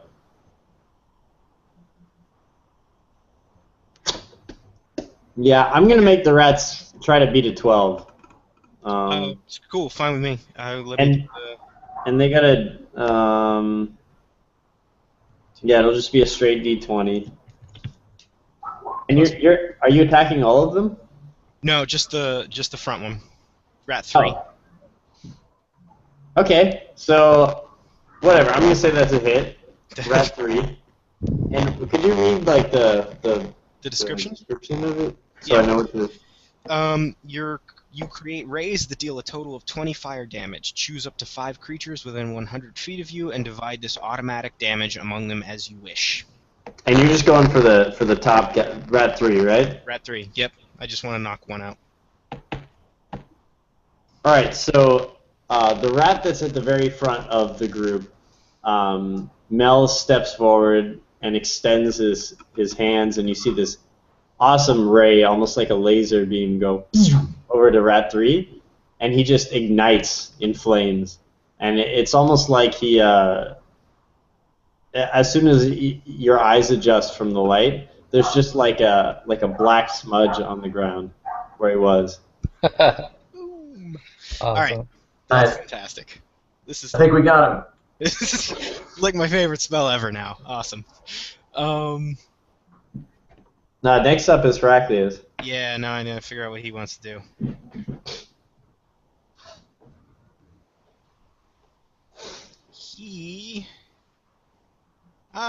Well, let's see. What distance are we talking here? How far away are they? 5, 10, 15, 20, 30. Rat 3's dead, but he's 30 away. Okay, so that's 40. Rat 2's 40. That's fine. Heraclius is just gonna cast Ray of Frost at Rat 2. Cool. Could you read me the description of that? Yes. Let me get it. Ray of Frost. Make a magic attack against one creature within 100 feet. On a hit, the target takes 1d6 plus 3 cold damage, and its speed is reduced by 10 feet for a turn. Cool. So, yeah. So you roll Dex to see if you hit it. But it's a spell, so isn't it my No, it's proficiency? a ranged attack. Even with spells? Yeah. Okay. Dex. We're doing so good, you guys. That's totally a hit. I don't even need to check his armor class. That should kill him. I mean, hit him. 1d6 plus 3. Yeah. Okay, I think we're almost done here. This is just the beginning, Derek. Giant rat number 2. How much damage? Holy shit, 9. All right. So, Heraclius, after Mel steps forward and shoots a ray of fire, Heraclius steps forward and you see this cold, almost icicle beam shoot out of his hands. And it engulfs Rat 2, and he just turns into like an ice crystal for a moment. And instead of like defrosting, as you've seen this happened before, the crystal just breaks into a bunch of pieces, and you can see like rat bits in all of them, and there's just sort of like ice, a frozen rat scattered across the floor. Sorry, guys, that was really disgusting. It's alright.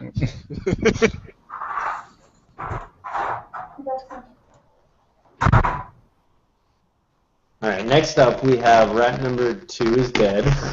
Rat number 3 is dead. So guys, I'm afraid this might have to be the last combat turn I participate in. Okay. Okay. Okay. Finish up these 2 things, and then we can call it. That's cool. I mean, you're dead to us, but yeah, it's cool. Yeah. All right. Rat number 4. Let me check. He can move.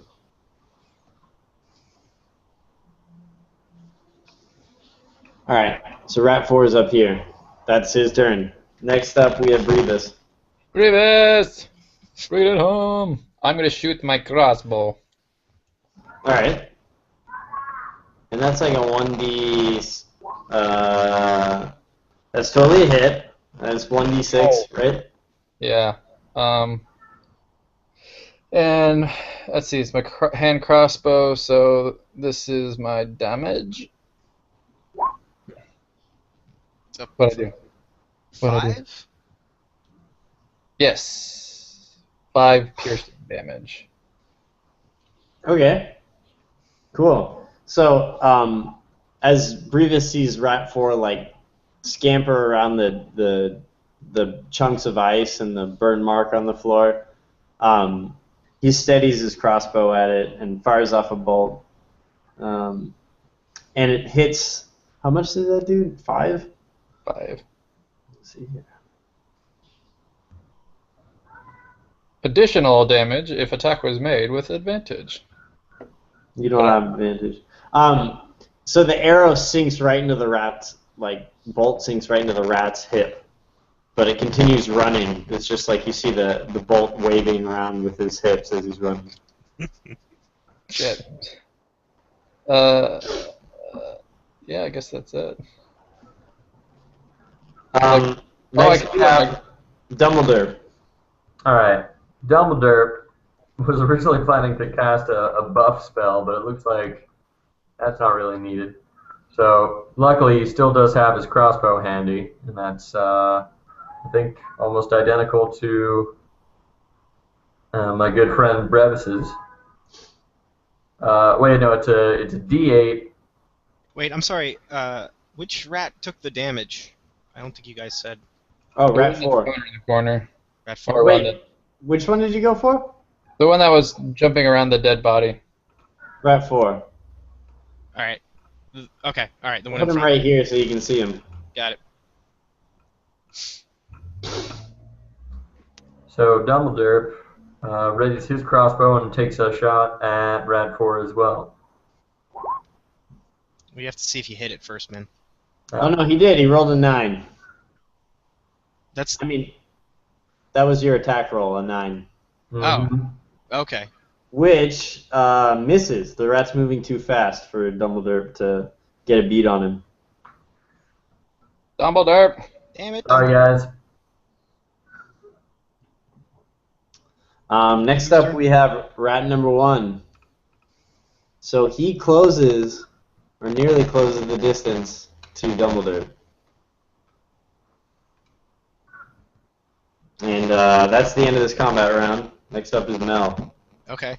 Mel shoots Ray of Frost at Rat 1. Cool. So hold on, let me check his dex. 4.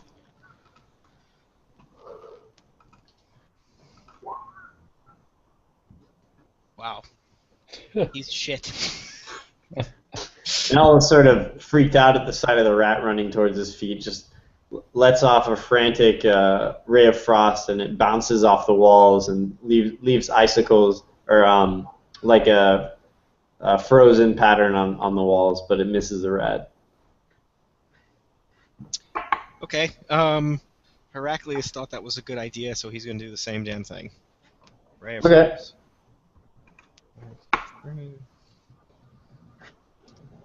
I like how Dumbledore and Brevis are short enough that you can just shoot over their head.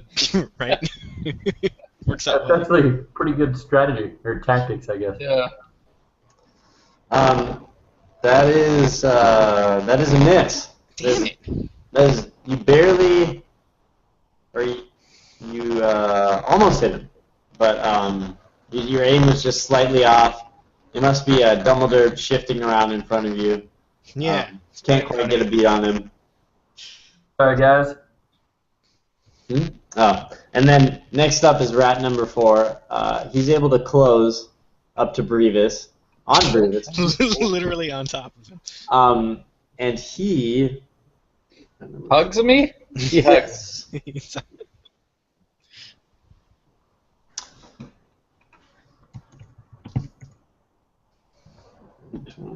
So this has to beat your AC. Ooh. My AC. Let's see what my AC is. I'm willing to bet he beat it. My AC is... Where is my AC? Oh, 14. Yeah. So He beat it. yeah. So he chomps down on you. On your. Let's see what damage he does.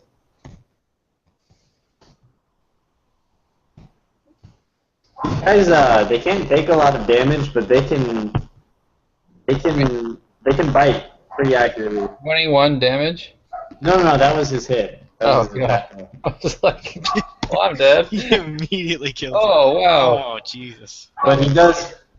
He gets like the meat of your leg and just rips out a bunch, and deals 6 points of damage. Damn. Golly. Gee willikers. All right, so Alright. that's rat numero 4. Next up is Brevis. You get to. I'm going to stab this bitch with my knife. All right. I like to think that's what he yelled right after. I'm gonna stab this bitch with my knife. My knife.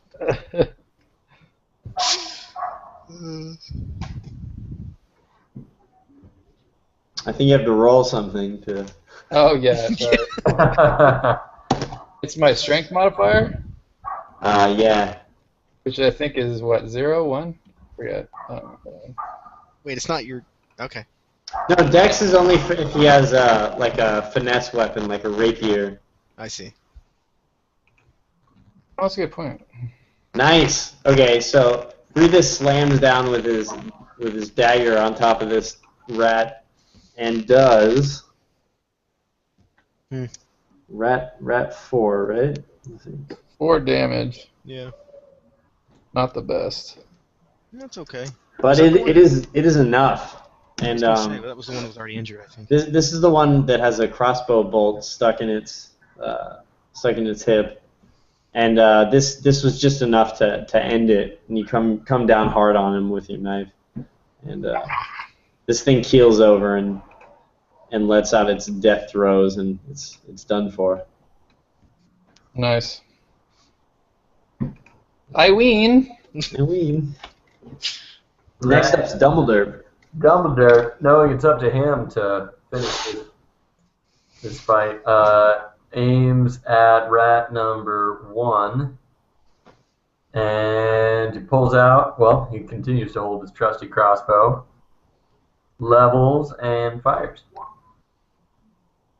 Nice. That is a 20. You rolled a 20. So that's we're gonna do double damage on that one. You also rolled a 9 for damage. So this crossbow goes in the front of the rat and goes out the back. Yeah. Bringing the rat all the way along with it. It Against the wall at the end of the room. you make a rat kebab with that shot. Ugh. So Good job, team.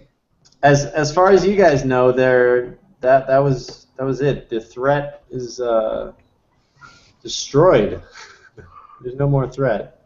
Cool. All right. Well, so what was our XP for that? So I guess we can probably mark that down and then call it. I would imagine since they're Yeah. You get 100 for the whole group. Okay. 100 each, right? Nice. All right. Sweet.